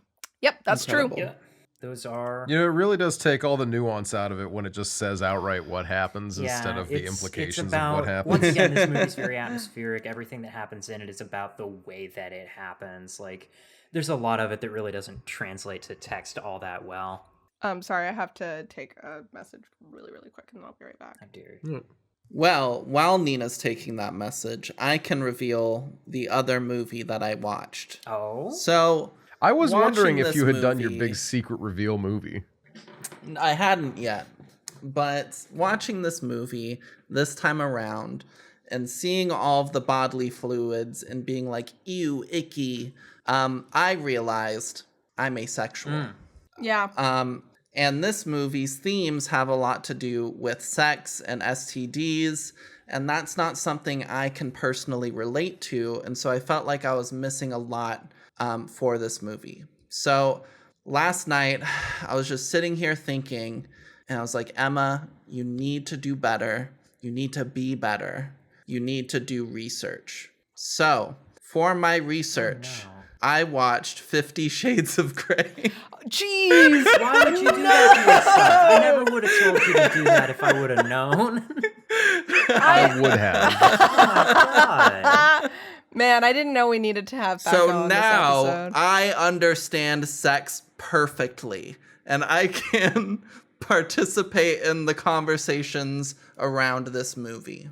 It is a very healthy and normal description of sex in that movie. Yes, so many people are saying page. this. Everyone is saying this, in fact. That's why it got so popular, because it's such a realistic depiction of sex. Yeah.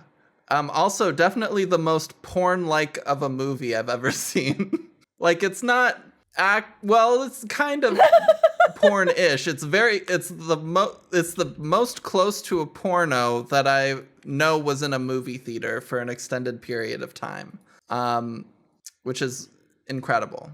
I rated it 0.5 star. It was really bad. Yeah, that's what I'm always hearing. Yeah, would not recommend it.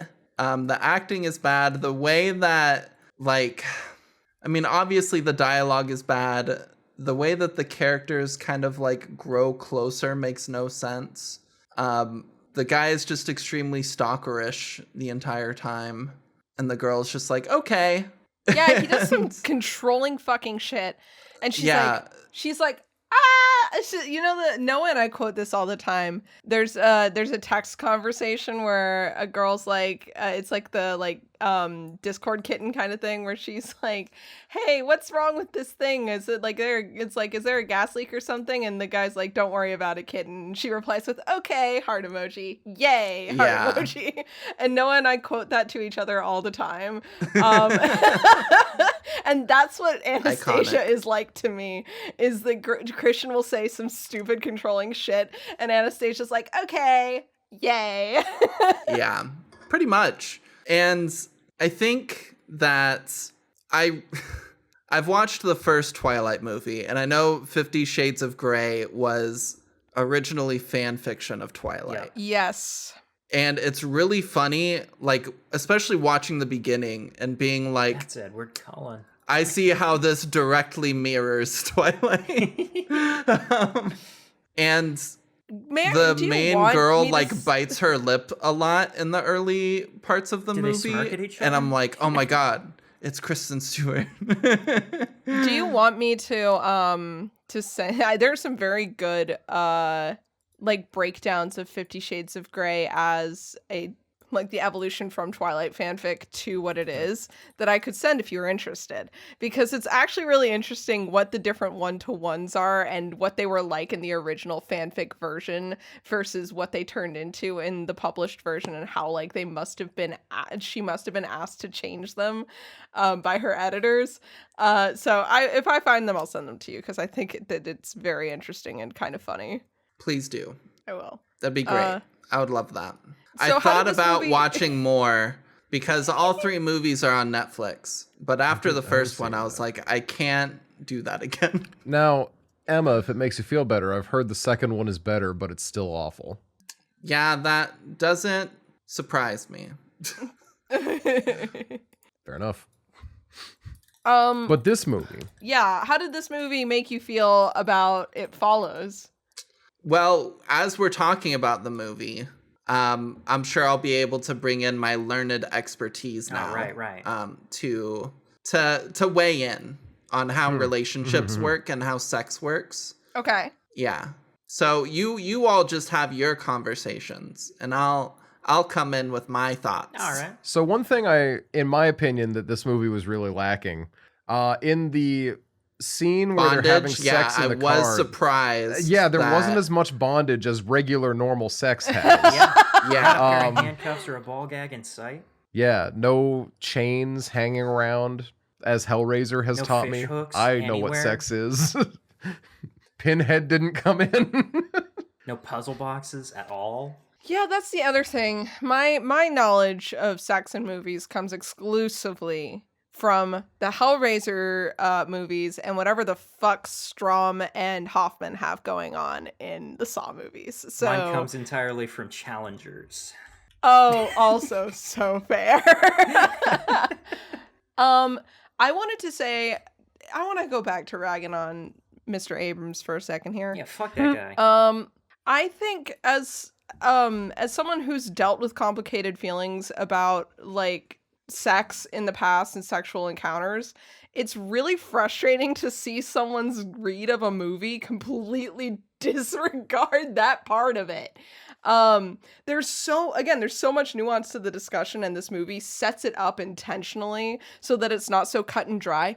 Like Greg and Jay's relationship is so underhanded of him that in the moment of seeing them have sex, you're like, oh, that's kind of sweet of him that first of all, they're obviously actually interested in each other. But B, he's taking on this risk. And then you find out he doesn't believe in the risk. And suddenly it's like, oh, you took advantage of this mentally, emotionally unstable person to have sex with her.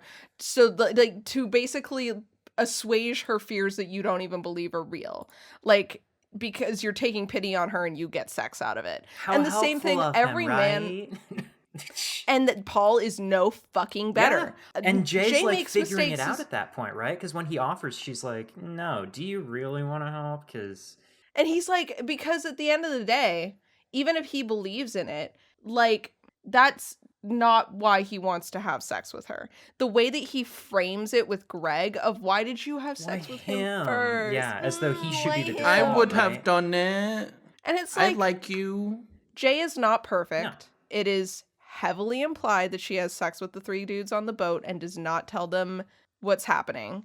So she is at the very least as bad as Jeff. However, I think that Paul and Greg are also pretty underhanded dudes, and it does tick me off that Paul ultimately gets what he wants and like appears to have little to no backlash for it. It is implied that there's something following them at the end of the movie, but it's very, very up for interpretation whether or not that's actually the entity, because it's wearing a jacket, and usually we see the thing just wearing a white, like, shirt. Right. So what do you have, Jade? I kind of feel like a lot of what we see in the way that the ending is executed is kind of the, I don't know, the implication of the relationship that we see in those last couple of scenes between Paul and Jay. Maybe it's just the way that it's shown to us visually without any spoken dialogue, and it's kind of just all, you know, silent soundtrack stuff. But the impression that I get is that their relationship is kind of a, I guess we're doing this now kind of thing. From her side, at least. It really feels as though the knowledge of the way that they started their relationship has kind of poisoned it for the both of them. So I feel like this thing is never yeah, gonna like leave them. he's in a certain way he's kind of getting what he wants, but in another way it's like he's really not actually. He's kind of the dog that caught the car at this point, right? He's been the nice guy in the friend zone for so long, wanting to be Jay's boyfriend or whatever, and then he finally gets it, and it's like, well, dude, I guess I'm getting bit in the ass by the fact that I did this all incorrectly, I suppose. You know, like that's kind of the way a lot of it feels to me. Yeah, I can understand that. I think that it's another thing of like okay, we're gonna get into Nina being a little bit of projecting a little bit, we'll say. Sure. It pisses me off when characters like Paul and people I've known like Paul in real life refuse to acknowledge that maybe the version of the person they're chasing is not real, and they would do better to find someone who actually wants them than to try and relentlessly chase this idealized version of a person who does not like them back. And Jay and Paul is an extreme version of this, where he has built not only Jay up into something that he wants that she is not, but also himself into this perfect hero victim where he is doing her a favor at the end of the day by having sex with her, even though he literally begged her over and over and was told no over and over again until she basically had no other option. That's why I don't like him very much. It's Scott Pilgrim, right? Except that Ramona actually wanted to fuck Scott. So even Scott Pilgrim's doing better than Paul. Well, but like he not only has he built up her and himself, but also like the kind of relationship that they actually had that whole time, right? It's clear that he's been perceiving this as being something an awful lot more meaningful than it seems like it actually is for her. It kind of feels like for her, he's just kind of always around. He's part of the group and stuff, and like I'm sure she wouldn't want to like, I don't know, maybe she wouldn't want to like specifically exclude him on any particular basis or anything, right? Maybe she doesn't actually like actively hold anything against him or anything. But he does not mean as much to her as she does to him. No, because there's a lot of jokes made at his expense over the movie. Everyone else they're not it. like they're not like good-natured ribbing jokes. Some of them are, but a lot of them are, she really just doesn't like hanging out with you, huh? Ha ha ha. And then in front of him for the her. audience, Noah just did the ha ha ha, but then made a very straight face as if to say that was a sarcastic laugh. Yeah, that was a sarcastic laugh. Awkward guy, get the hint. The only reason he seems to be allowed to hang with them in the way that he does after is that what's his ass Greg, the first guy. It seems like he's hanging out after that just because Greg isn't. And he is the better friend than Greg because he stuck around and kept hanging out after the situation, and Greg went off to go do his own thing and then came back saying, I don't think it's real. Yeah, kind of. Oh, he's just a shithead of a friend. I don't care for him. And they all are just kind of shithead kids, each in their own way, right? Well, yeah, but they're all teenagers, you know? Like, as to be expected. I think it seems like they're all supposed to be like high school seniors, I think. At least that's the impression that I got. In that area, at least, yeah. Which then cuts Jeff as being even more of a piece of shit character because he's the 21-year-old guy who's dating high school girls. But then also the movie shows him as being sympathetic in almost the same light that Jay is because it's a cycle of abuse thing ultimately, right? Like he had this put onto him by someone else, and by looking at like the floor plan of the house that he rents under the fake name and all, his we referred to it earlier as his doomsday prepper house. It's more like a doomsday prepper goon cave for half of it, but like, oh my god. If you look at the way Emma, do you need to weigh in on this one? Do you need to weigh in on that? Was there not a goon cave in 50 Shades of Grey? My bad. It's like a dungeon, except he had a goon cave. I think that's actually the only thing I know about 50 Shades of Grey. He often whispered in her ear, I want to take you to my goon 50 cave. Shades of Cave. But if you look at the floor plan of the lower floor of that house, it's the kind where like every room has a doorway into every other room, so you can run in a circle for a really long time. The intent of this house is that it gives him as many chances as possible to escape the entity if it should show up. So it's clear that like he's kind of tried to find another way out of this, and he just has chosen to give up and pass it on almost out of desperation. Not that this absolves him of anything at all, but he wants to live real bad, and it's driving him to do shitty things. And then Jay ends up doing the same thing later on, and she's really unhappy with herself over it. There is something, it's so interesting because there's something to be said for sexism in and this is something that's brought up in the movie. But for Jay, when she drives away crying from the encounter with the guys on the lake, it's complicated because there's something to be said for how Jeff went on 3 dates with her or so before he was able to have sex with her. He had to really work to get to the point where he could pass this thing on. But Jay had to give up something of herself. So when she's driving away from that, it's not just I pass these things on to these guys. It's, for me, this is definitely a me thing. I am willing to say that this is like due to my own socialization growing up. I almost feel less bad for those guys than I do for Jay, because while she should have told them, and that was like definitely bad on her part, I feel bad for Jay in that situation, that she had to put herself in the position where she had to basically, in this situation, offer herself up to 3 strangers for what to them was probably their best fucking day ever. Before obviously the murder ghost shows up. And it's like, there's something to be said for, to use an incel term, the like sexual economy.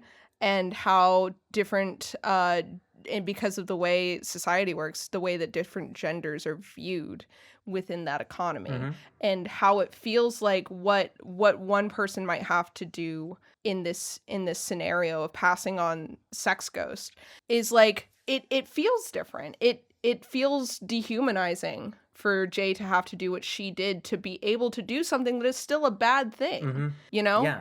But it's really interesting because the movie does address that, and the way that it addresses it is through the language of what was the very like 2014, 2015 like kind of dialogue of, well, it's easy for you. You just like anyone will sleep with, and it's like, that's not a good thing. Yeah. That does not feel good. And to know that any man on the fucking street will sleep with you, that is not a positive feeling. And I think that like, especially in 2015, there was a misunderstanding of that. But yeah.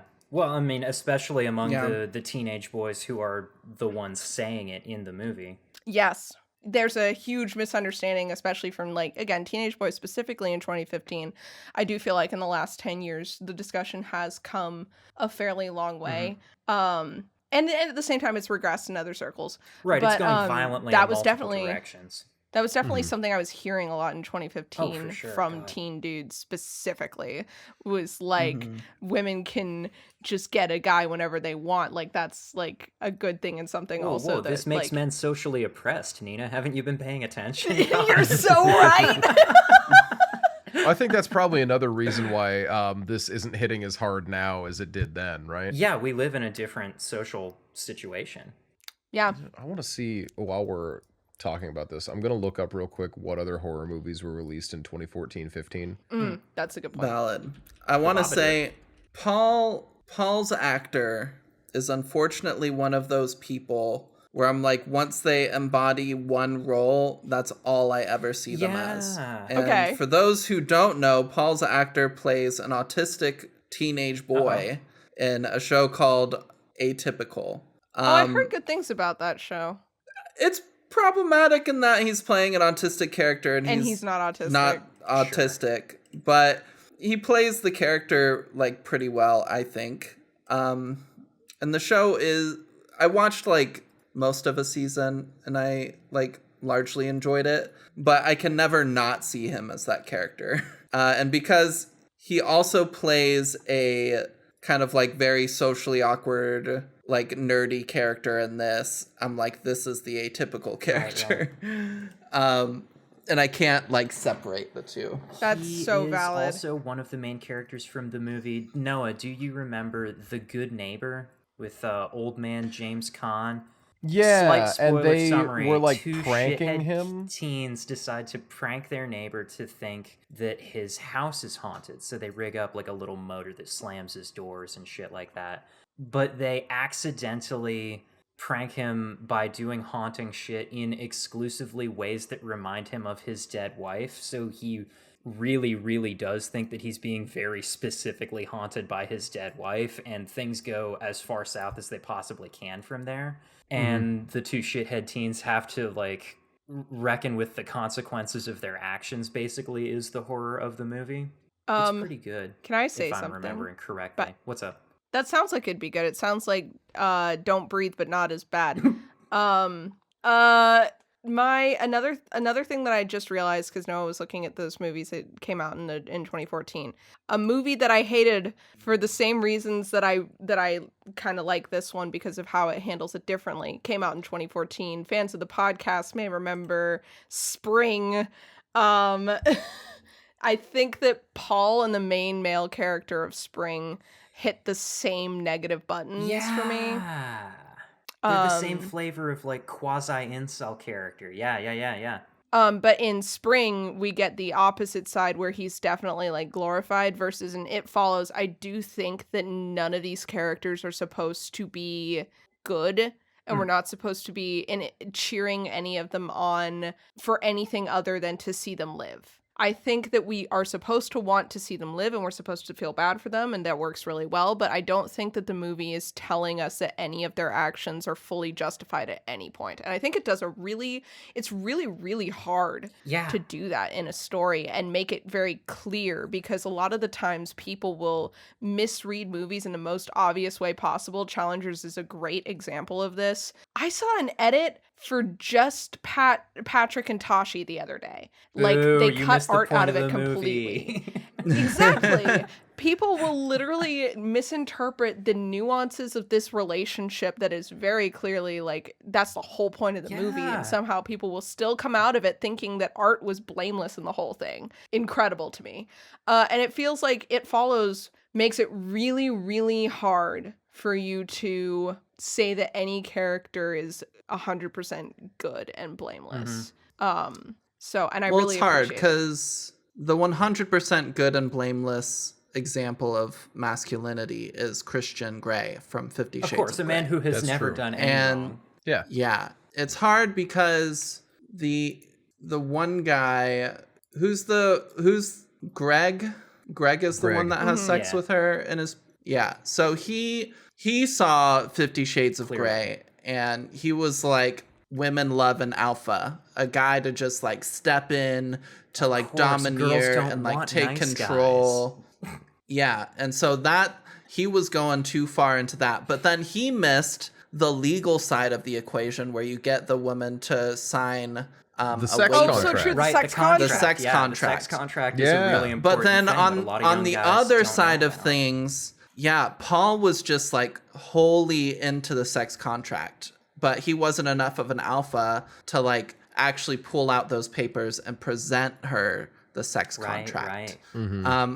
So it's really hard because you got to have that balance. It's like a perfect balance between the two, so where you can be like that actual masculine man that every woman wants. Also, you don't want to go whipping that thing out too soon. Yeah. And then you can take her back to the goon cave. Of course. Oh, right. God. Exactly. Unrelated, but I did look up 2014 horror movies. And generally speaking, we're looking at a not outstanding year. Yeah. There's some really good stuff in here, but there's also some really middling stuff that, like, I mean, we all liked It Follows. Oh, yeah. None of us hated It Follows. But there's also plenty of stuff that I'm seeing here there's that some is incredibly enough like to... middling shit, and then there's like two ones that we still like to this day hear about. So the good stuff is we can see that Creep came out this year. Mm-hmm. I've heard good things Creep. about the taking of Deborah Logan. Clown also came out that year. And here on the other side, is that the one where Eli the guy Roth, slowly right? turns into a clown? Is it Is Eli that Eli Roth? Roth? Or am I thinking of something else? I'm thinking of something else. it's not Eli Roth. No. Nah. I hear an evil clown movie, and I'm like, that's probably Eli Roth. Right? This is the one where the clown is actually an evil spirit called the Cloyne. Is that And he You're turns not into- Eli fucking Roth? kidding. Are you joking? I thought for No, sure it's that not one Eli was Roth. Eli Roth. He might have been like a producer. Okay. Yes. But- Eli Roth is in the movie. He He's is the clown. Frowny the clown. There it is. Yes, he's the he is. he's the clown that dies at the party. No. That would be him. Fuck. And then the clown spirit starts taking over the other guy and making him a clown. Is that right? Right, and then he goes through the big clown transformation. He got and his dick he got a explodes clown and- outfit that was actually the skin of the Cloyne. Skin of the Cloyne was my Yeah. favorite Well, Static you know X what? song. We'll watch this one for the podcast is- someday. I honestly, like in the early days, I saw somebody on TikTok or something like talking really highly about the movie. Listen, and I was like, should I bring this up to the podcast? People glaze this movie, and I don't know why. Interesting. All right, it's fine, right? But some people think this is the coolest shit. We'll watch it someday. Which one? Clown. Oh, okay. But yeah, anyway, there's yeah. like Creep came out, Creep, Babadook came Babadook. out, It Follows, Taking Deborah Logan, Annabelle came out, House is October Built, okay. Unfriended, Purge Anarchy. Yeah, now we're Yeah, getting yeah. into this stuff. know, Deliver like- us from evil. Oh. Devils do. Ouija, the first Yeah, I one. know. Yeah, there's a lot of good movies from 2014. However, we also Cabin got Fever like Patient the eighth Zero. Paranormal Oh, no. Activity or something. So it's one of those things where you see what we had, and we're definitely looking at like top 10 when it comes to It Right. Follows. I'll say it again. That way you can cut my accidental burp out. I'm a professional that way. Both of these will be stuck in there now. Let's talk about this movie's anachronisms. I thought that and was lack thereof. super interesting. I was looking at the cars and I'm yeah. looking at the available technology. The one girl has a cell phone, but like nobody else, and she's using it exclusively to read Dostoevsky the whole time. It looks like a Kindle. It's a shell flip Yeah, phone. it's like the shittiest e-reader you've ever seen, but Yeah. it's also so aesthetic. Yeah.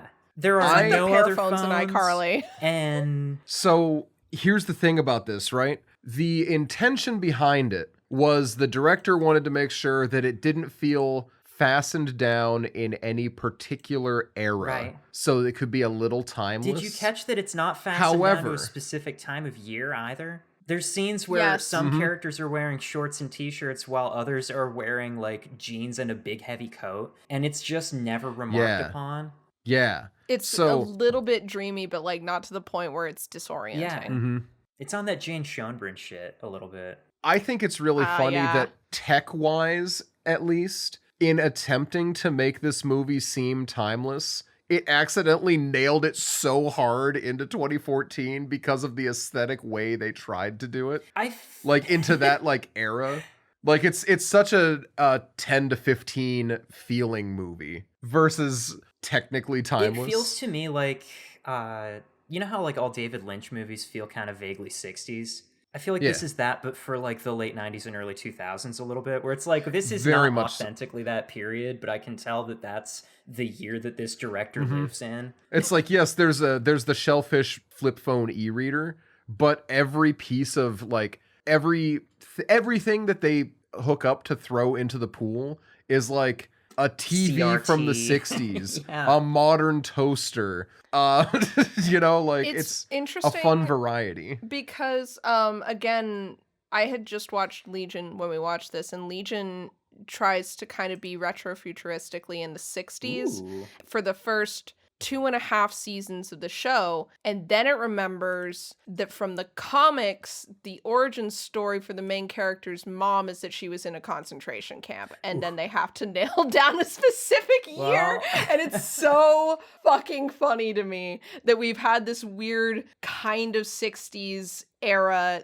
thing going on, and then they remember that the comics were written in a specific time. But the whole time I'm watching the first 2.5 seasons, I'm like, this feels like the 60s, kind of.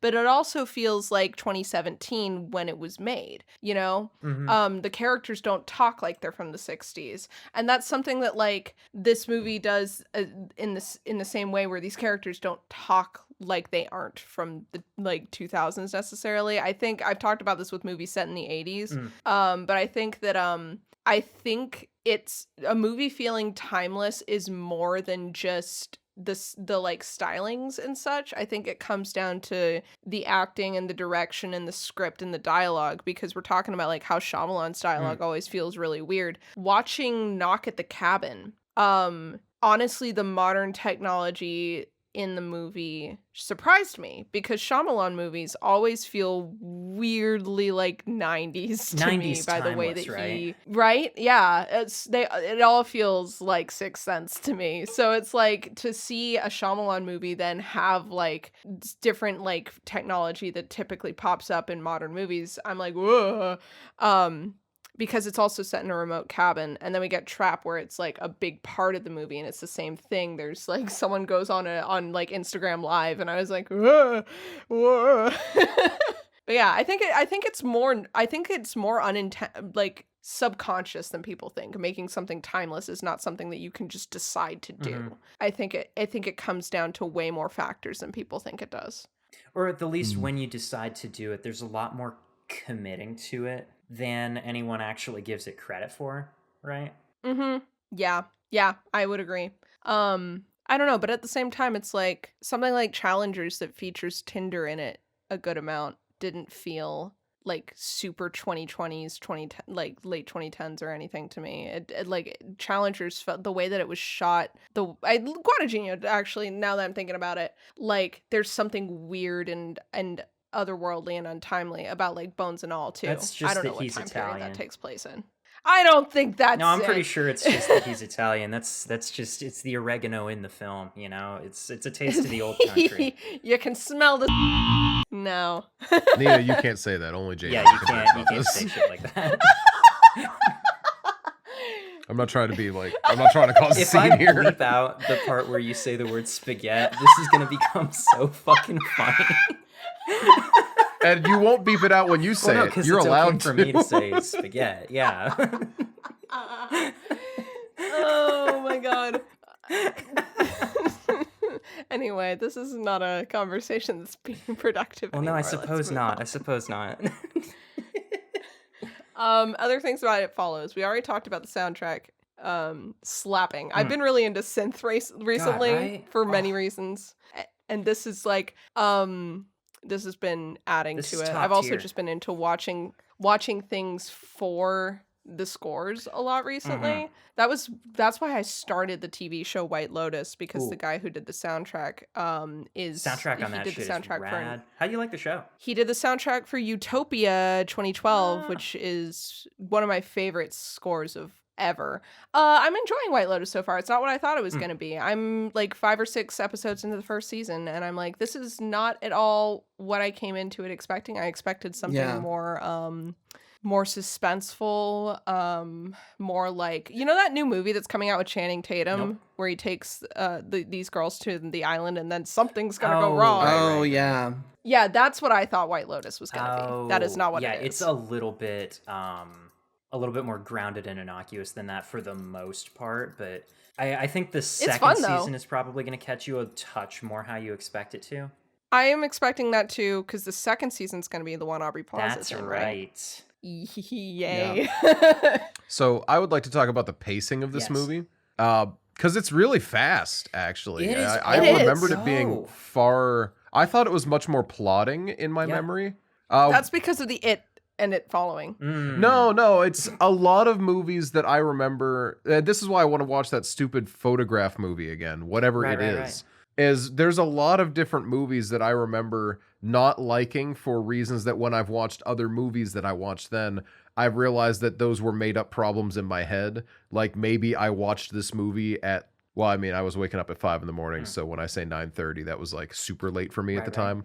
But, you know, maybe I watched this movie in bed too late and I just didn't notice properly. Maybe I wasn't paying correct attention to things. This one, I remember being one of those, like, I felt good about myself because I'm like, I'm enjoying an intentionally paced film kind of things, you know? And it is kind of coming back to it now, I'm like, this movie just kind of goes. It does it so smoothly, though, is the thing. You don't realize the breakneck pace it is very that it's smooth. Going at constantly in terms of like plot movements and such, because it just like doesn't feel as though it's rushing you. Yeah, I took a note here. 18 minutes in is when she gets haunted. And then there's an hour and 20 of her being haunted. So we don't waste any time with too much preamble. We really do. We open up with like our 5-minute intro. So it is less than 15 minutes without Jay being haunted. And from then on out, everything just keeps happening. And we know what's coming because we saw the intro. And our sleazy boyfriend gave us the play-by-play of this is exactly what is going to happen. Yeah. And then he vanishes from the movie for a while, but our time spent looking for him doesn't feel wasted per se, because we still feel like kind of we're moving in a direction. Yeah. It doesn't feel like we're spinning our tires waiting for them to find him and then take off. It's everything, because we know it's constantly after you, everything moving in the background is a little, what's going on? There was... to the the pacing, and I talked a little bit earlier about how immersive I found this movie to be, and I mentioned to you that I only have 2 notes written down from this movie, right? So full disclosure, one of those notes was actually written today. Wow. I feel cheated. The one about the soundtrack was written super early on during that 5-minute intro scene, and it's just about how carpenterish the soundtrack is and stuff like that. Of course. There was a point later, as the movie keeps going and I'm just sucked right into it, there was a point in the movie where I looked down and realized, oh, hey, it's been a few minutes since I wrote another note. I wonder how far into the movie I am now that I just haven't thought about the fact that I'm supposed to be paying attention, taking notes. Do you want to guess how far into the movie that was? I'm gonna guess 3/4. It was the halfway point. It was the literal halfway point of the movie that I was like, oh, right, I haven't taken a note in a little while. That's pretty cool. That is what this movie is like, which it plays into the plot really well as well. Yeah. I was thinking about this while we were watching the movie. The movie is very clear about how much time has passed when it wants to be, but otherwise it really leaves it up to, it's like, we're not going to worry about showing the passage of time. You can figure out how much time has passed by the fact that the thing is here again, and we know she's traveled a lot of distance. It could be weeks between certain scenes, honestly, by how far away she seems to leave this thing, or how many people she potentially has left in its path between it and her. I get the impression it moves pretty quickly, though, actually, because they're so frequently just wearing the same clothes scene to scene. Well, yeah, but then they're in the hospital for 3 days. True. And it's not a problem. Like, they specify that.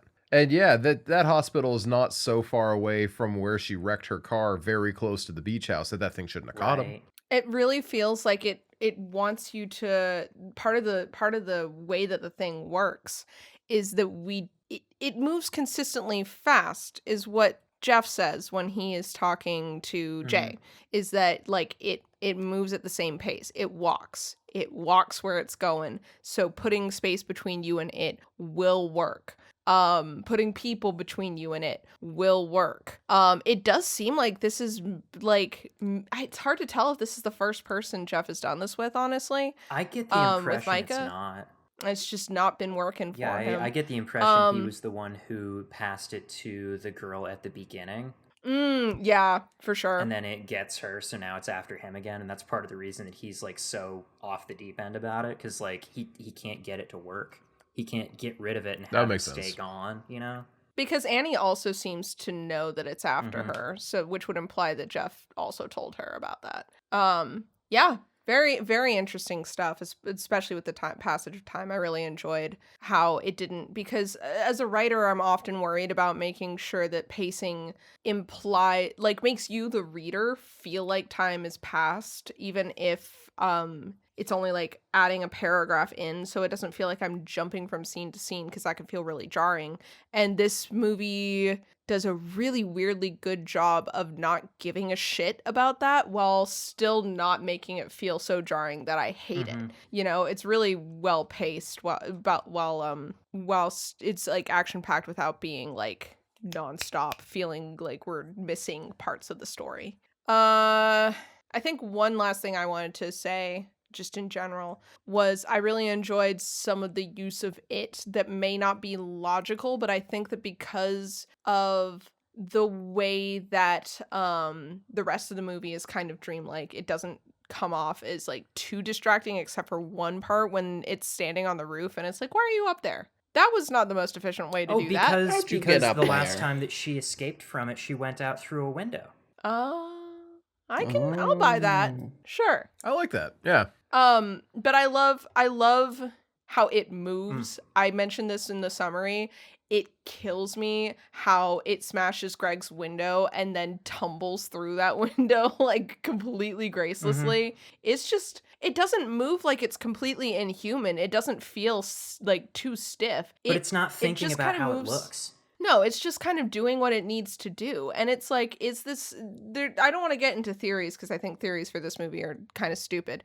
But it's interesting to consider whether or not it is conscious of the thing that it is doing, or whether or not most the things that it mirrors, the actions it takes, the relentlessness of it, if it is driven by something, or if this is just what it is, and it is like absorbing like the consciousness of whatever. Like, why is it sex? It doesn't matter. It's a thing. It is relentless and unchanging, and it tortures you. It's a thing. Yeah. So this brings me into the small handful of fun facts that I actually have about this movie, because I did do a cursory amount of reading.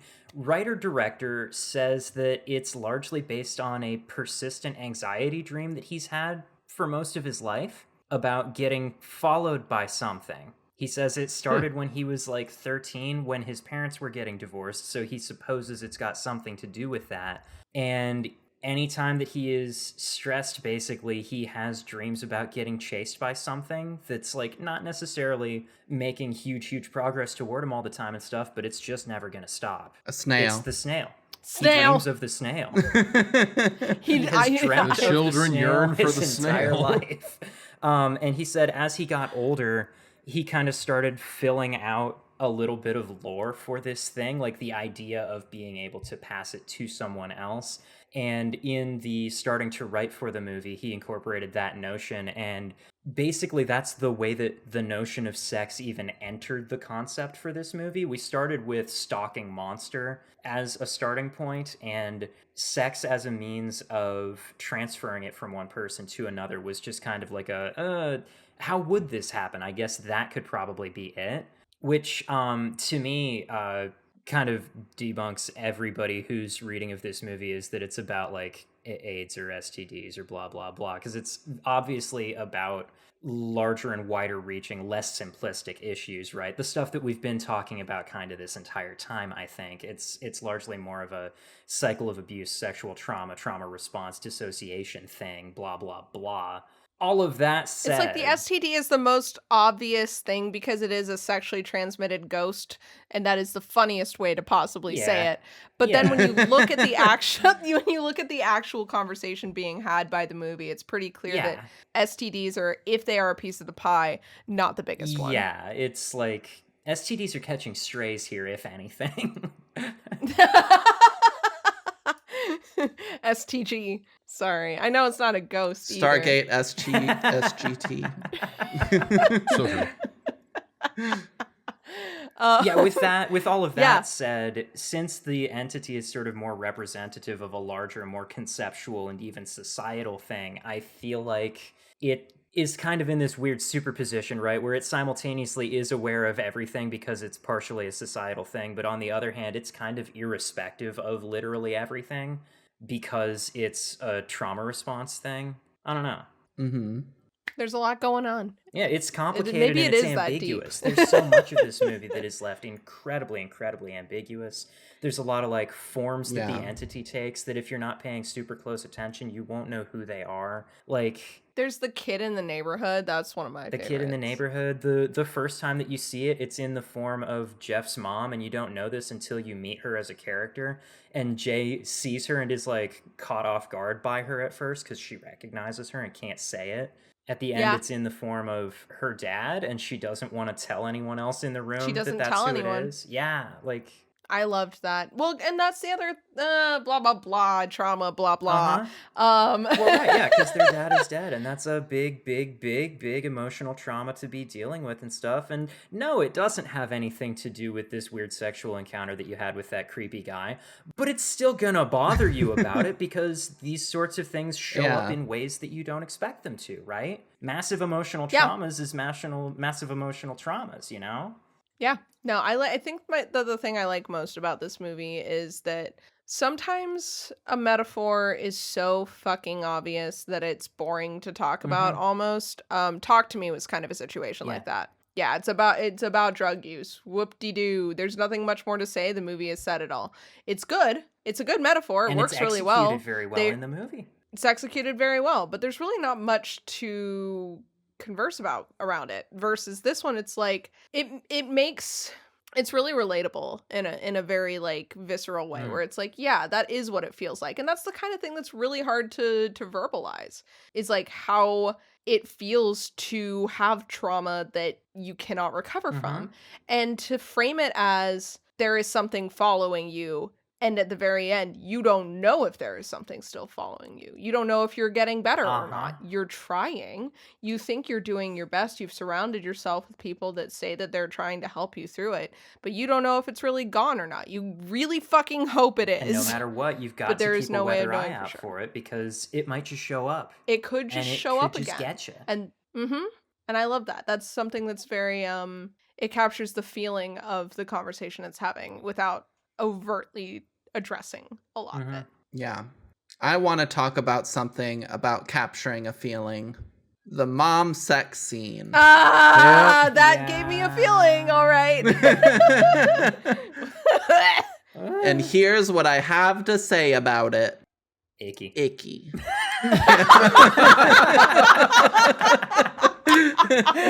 That's good. Not even just the fact that it's this guy's mom and she is riding him like a cowgirl. It's also just she has such. like cum all over her. And it's just like it's just like oozing off, and you're getting camera angles and Nina is dying on cam right now, chat. Oh my god. Chat. Yeah, that's the lingo now, Noah. Get with the times. I don't think that's what you call podcast listeners. I think you say listeners. That's chat. Yeah. Chat is anyone. It's everyone. Chat is all we of are us. all I've made last jokes at work before saying like something like chat, is this real? And I had the two people I made it to thought it was funny. The one person who decided to insert themselves into the conversation were like, oh, what does that mean? And I'm like, I can't explain this to you because it's going to make me sound like old people, Noah. Idiot. Yeah, that's the fun thing about having coworkers of different age ranges that I really miss about working at a bigger company, because where I work currently, we're all like in our like in our 20s, except for one person, who still acts like they're in their 20s, so it doesn't count. Versus at the I should not have named that. Bleep that out. At the old place. Back at the Nina. God. What? Back at the old place, I had a manager that was in his like mid 30s, and I had another manager who was 18, and I was like 25. So I miss that. I miss being able to say something about the Twilight werewolves actually just being shapeshifters who only shapeshift into wolves, and watching the 18-year-old's face contort in horror. That's something I don't get to do anymore. Sad. Everyone I work with knows that the Twilight werewolves aren't werewolves. They're just shapeshifters Nina, I who hope only you can get back to wolves. psychologically tormenting teenagers as soon as possible, because you need that for enrichment. I do. It's my pumpkin filled with ground meat. Yeah, it's that. Yeah. That's where the enrichment in my enclosure thing comes from, is a tiger being given a pumpkin full of ground meat. Just for those of our listeners who think, chat, I'm not crazy. Nina's just holding a pumpkin full of like ground turkey right now. It's filled. It's like a jack-o'-lantern, but it's not like carved, and it's just filled with meat. One of Noah's notes has distracted me. What's this? I'm hearing? Noah's notes? Noah's notes? I'm looking at them on the screen, and I have to read the one I noticed first, so it is time for Noah's notes. Well, yeah, let's hop on into Noah's notes then, I guess. Jade, do we have a theme song for this? Yes. Didn't Jade specifically beg us, please stop asking me for the a theme theme song song? is a real thing, and it's happening right this moment. I've got no idea what it is yet, but it'll be playing now. Fuck, it's a theme song I haven't vetted is attached to my work. It's clown music. Okay. Slowed down Make sure sax. Now we'll get copyright strike for that. Is Yakety Sax not public domain? No, I wish it were. Probably not. I wish it were. I'll find something that is. Let's get into this. I'm so excited. Noah says, and this is the one I wanted to read first, sleaze-ass boyfriend passing on ye old haunted dick. Wow, yeah. Okay. How old do you think the haunted dick is? That is a really good question. Like, how long has this thing been when at he it? made reference to it coming after him, and then the person who got him, and then on, back to the first person who started it, I was just like, how far back is that? How long ago was that? How far back Where is that? does something like this start? I'll tell you what I do know. Noah added an extra E onto the old after I read that out loud. And also now ye has two E's as well, as though we're talking about Kanye or something. I don't think that's how you spell it in the case of Kanye. Kanye's just just well. Y. Yeah. Ridiculous. Why is there another E there? Take it off. I don't like looking at it. Thank you. Okay. Noah says, I remember this movie scaring the shit out of me when I saw it the first time. Yeah? That's note number one. That's note number one. Nina's working backward again, and then we will work forward again. Did you shit yourself this time? No. That's gross. Thank you for phrasing it that way, Jade. Noah says, I'm just gonna sit here waiting on the shell phone to pop up. Weird ass makeup palette looking phone reader is a highlight of like, let's make this movie sit nowhere in the real world so it's ageless. I saw somebody saying that the clamshell phone was actually like a really specific, like earlier mid 2000s thing. That makes sense. I feel like I remember it. Mm-hmm. I wouldn't. Noah says, well, you're young, Nina. We all get it. I am the youngest here. I'm just a baby. Noah says, don't say it like that. I'm just saying. Don't say it like that. This is a bad look for me. Wow, Noah. Like a marrying a baby. Noah's getting canceled twice in one episode. God. For real. I think Nina is also getting canceled I'm for being anti-Italian. I'm a grown man, so it's fine. Noah says... Wait, I'm sorry. I had to explain to people at work what the Italian Anti-Defamation League was. Specifically, their role in making sure that mob movies and stuff, like The Godfather, didn't just make it out like all Italians were criminals. Well, yeah, The Godfather and made then it out like all people Sicilians at work are criminals. Exactly. Which is the truth. But when I said, you know, they made sure that like the public perception of Italians was not going to just come away as all Italians are involved with organized crime, I get hit back with, well, aren't they? I thought all Italians were criminals. And I'm like, you will be hearing from the Anti-Defamation League on that one there, buddy. And then everyone just kept saying Italiophobic shit to me for the rest of the day. I hope that and HR can rip them a new one, because they deserve it for that Italiophobia. HR, they were mean to me in my Italian ethnicity. And they're like, oh, somebody touching your spaghetti, huh? Didn't The Godfather have an actual mob member? That was the story I was trying to tell them. Yeah. He's the guy who you can see reading his lines to himself to make sure he says his lines right. Luca Brasi. Oh, really? Yeah. He ended up having a very successful career playing mafia strongman because he did well in that movie. Because he did it in real life first, apparently. Yes. Noah says.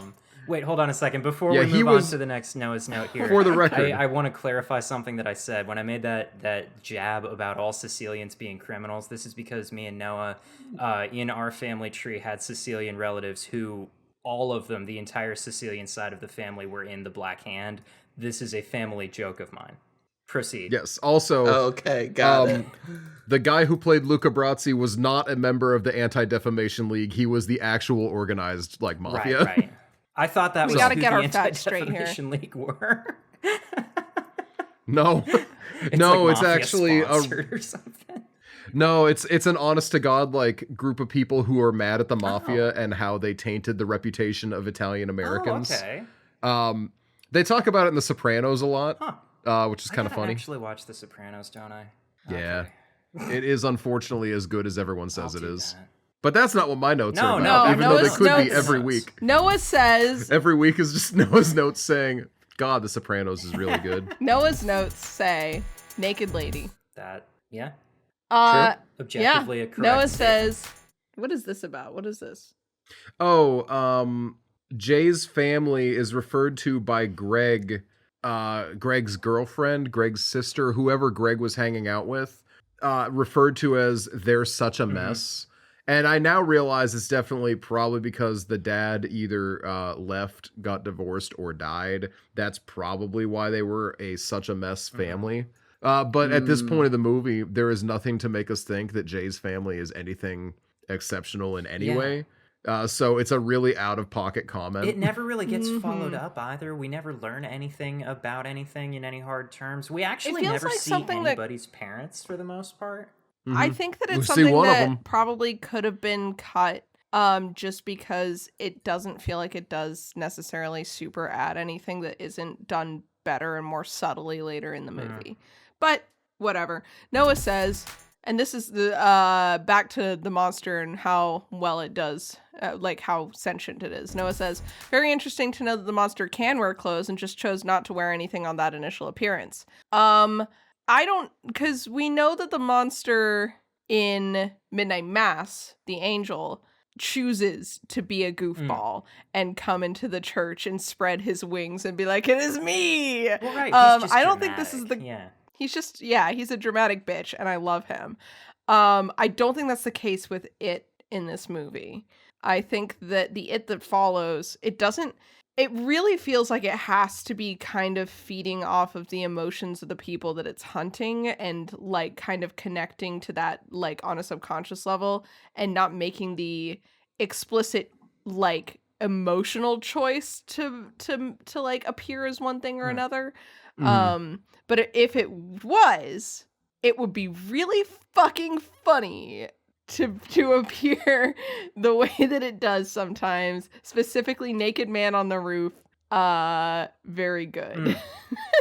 I love Naked Man on the Roof. Yeah, that one does just come across a little bit goofy, but I feel like it gets more than balanced out by the more unsettling appearances, right? The Tall Man in the House. Tall Man in the House really hits for some reason, but I feel like the one that sticks with me the most is Broken Window in the Kitchen, pissing uncontrollably, obviously a victim of a very, very violent sexual assault woman. Mm-hmm. I think that one is just horrifying when she appears, isn't she? That one is horrifying. My God.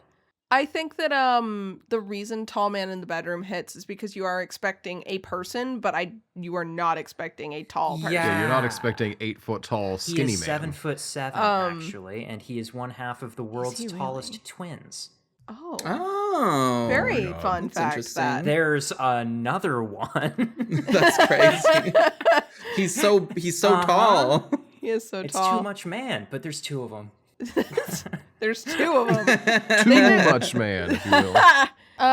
Noah says, I feel like by not living in a city, I missed out on the very important cultural moment of finding porn mags in the woods or alleyways that movies really stress happen to people. I mean, my aunt insisted that my dad this is a funny story. drug stash in the woods, so it's very possible that it was always fake, but you never know. We had geocaching in the woods behind our house growing up, and there were not porn mags, but there were Harlequin romances in the geocache sometimes. Whoa, clowns? Yes.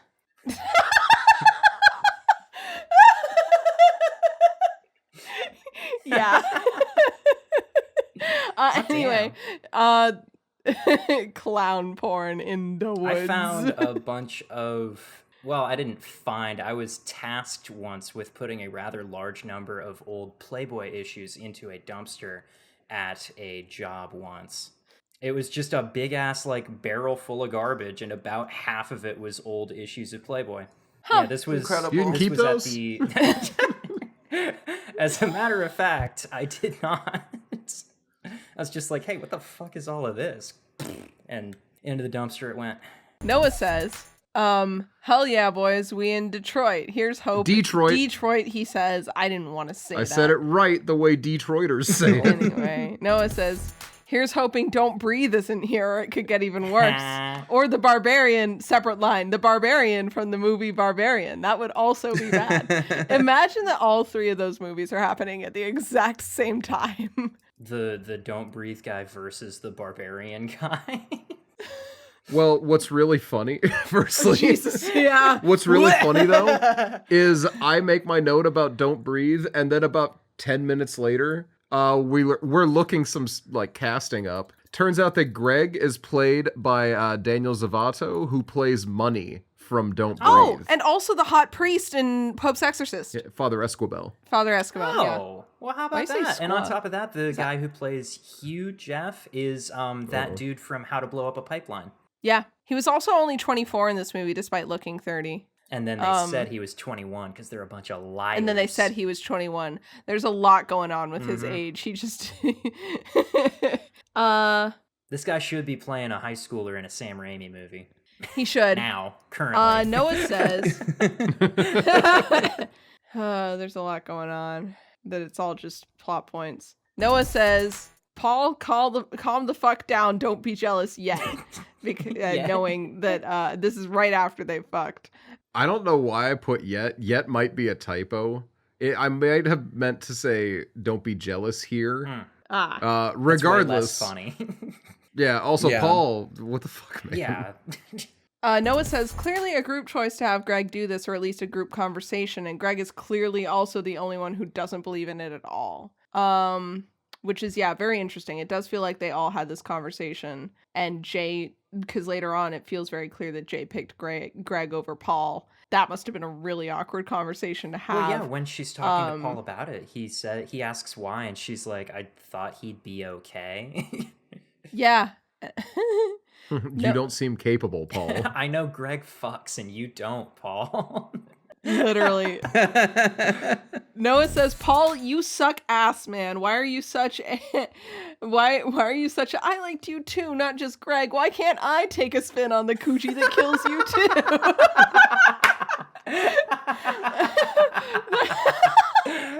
too? You have a way with words. Thank you. Noah says, Mr.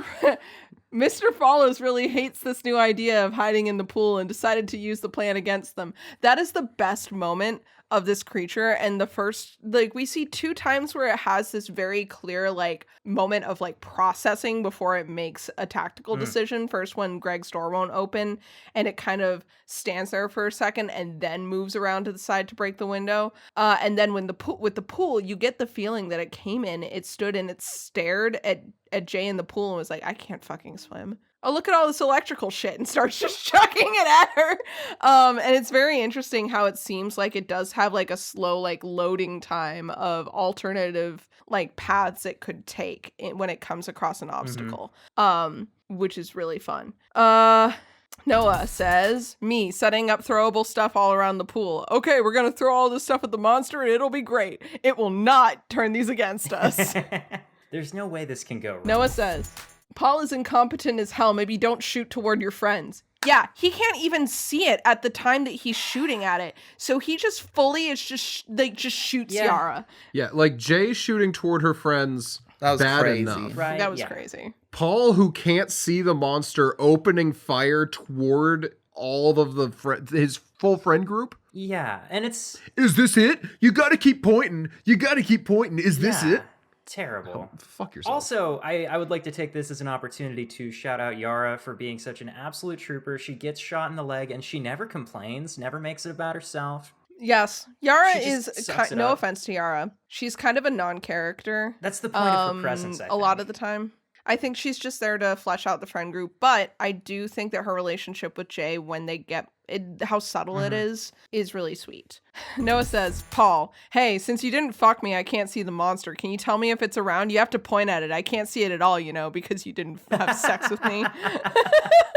I hate this man. Noah says, damn, Jay, you gotta have better standards than Paul, unless you, want to do this now, but I don't know, man. Mood. She's through with Paul. At She's that actually point, doing she's this so so he dies.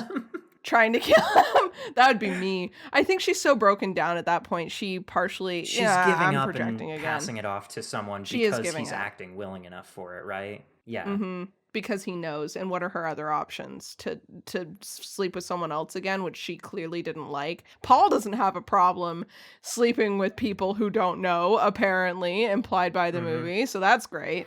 That's it for Noah's Notes. That was Noah's Notes. Thank you, Emma. I would like to say also, though, if Paul does actually sleep with the prostitutes, that's such a huge shithead move from him. Yeah. Even just within the understanding that they killed the monster so they should be safe, if he went and did that, I don't know. Yeah, it's kind of Piss me butting off. up against the same issue as with Greg earlier, right? Where it's like, are you actually doing this because you want to help, or are you just doing things because now you've got an excuse, or Right. Okay. That's it for this. It follows. Everyone. It follows. Good and movie. boy, did it. Next up, we'll be watching Mirrors, a movie that's the poster scared the shit out of my husband. It's not just a scared the shit out of me. It is a scary poster. It is. It's a really good well done. poster. So I'm excited about that. Until then, you can find the podcast on Twitter at Casual Horror Pod, and you can find us also in the Discord, where we post pictures of cool things that we're up to. Like Noah got a pack of the Saw movies and also a zombie hand. I did not know there was a zombie hand involved. Now it's in my house. You can also find me at Nina Wolverina on Twitter and on Instagram. If you are in the Discord, you also will have gotten and can also get a sneak peek at a horror story that I am publishing in October, which is an Alien Event Horizon inspired sci-fi kind of a slasher. I'm very proud of it. I had a lot of fun writing it, and if you want early access to it, you can get it. Just reach out on Twitter or Instagram or whatever, and I will help you get into the server, I promise. Other than that, exciting things coming up for me. I am on a panel at a local horror festival to talk about writing as a horror creator. I'm very excited for that. I'm sure that it'll have a bunch of new insight that I'll be excited to share. So that's happening early October. I won't tell you where, though. That's it for me. Noah? Noah, you can find me as Bubbadabad, Bubbadabad. I am on Letterboxd and Twitter, and I am actually making great progress. I haven't talked about this much recently, but with my 366 movie thing, I'm actually doing very, very well on that front. Where are you at? I am at 263 movies for the year, which is, if memory serves, I am about 38 movies up. We are actually so close to unlocking the secret stretch goal of just a clean 400 movies for the year. We'll see what happens. Okay. Don't tell Nina that goal. That's the secret goal. What? I didn't hear that. But yeah, if it happens, Perfect. it happens. But yeah, without repeats, we're at 263. With repeats, we're at 272. Oh. Also, I do want to make sure that repeats are clear because this does not mean I've watched 263 brand new to me, never before seen movies. Right. I'm pretty sure we've all probably picked up on that. It just means that I'm not counting movies I watched 2 or 3 or 4 times this year. Because I did have some people argue with me at work that rewatches flat do not count. And I'm like, no, it's rewatches within a year don't count. Within and they're the like, year. Yeah. It just feels... Yeah, and I literally got hit with I just feel like it's against the spirit of it. It's like, then do it yourself. Yeah. I'm doing my thing. You do your thing. Yeah, once they watch 365 movies, they can have an opinion. Exactly. 365 movies in 1 year that are all brand new to you. I will respect that. That's impressive. Anyways, I have been Jade. You can find me on Tumblr at What Is It You Pray For, and on Letterboxd on occasion at The Fakest Fan. And I'm Emma. You can find me on Twitch and Twitter at Emma Panada. I'm also writing a TTRPG called All the Witches. You can find information about that at allthewitches_ on twitter.com. Or if you want more up-to-date updates on how things are going, you can go to its Kickstarter page, because that's where I'm posting updates largely, because I haven't been using social media much. Yeah, thank you so much for joining us, everybody. We really appreciate it. We hope we'll see you next time. Goodbye.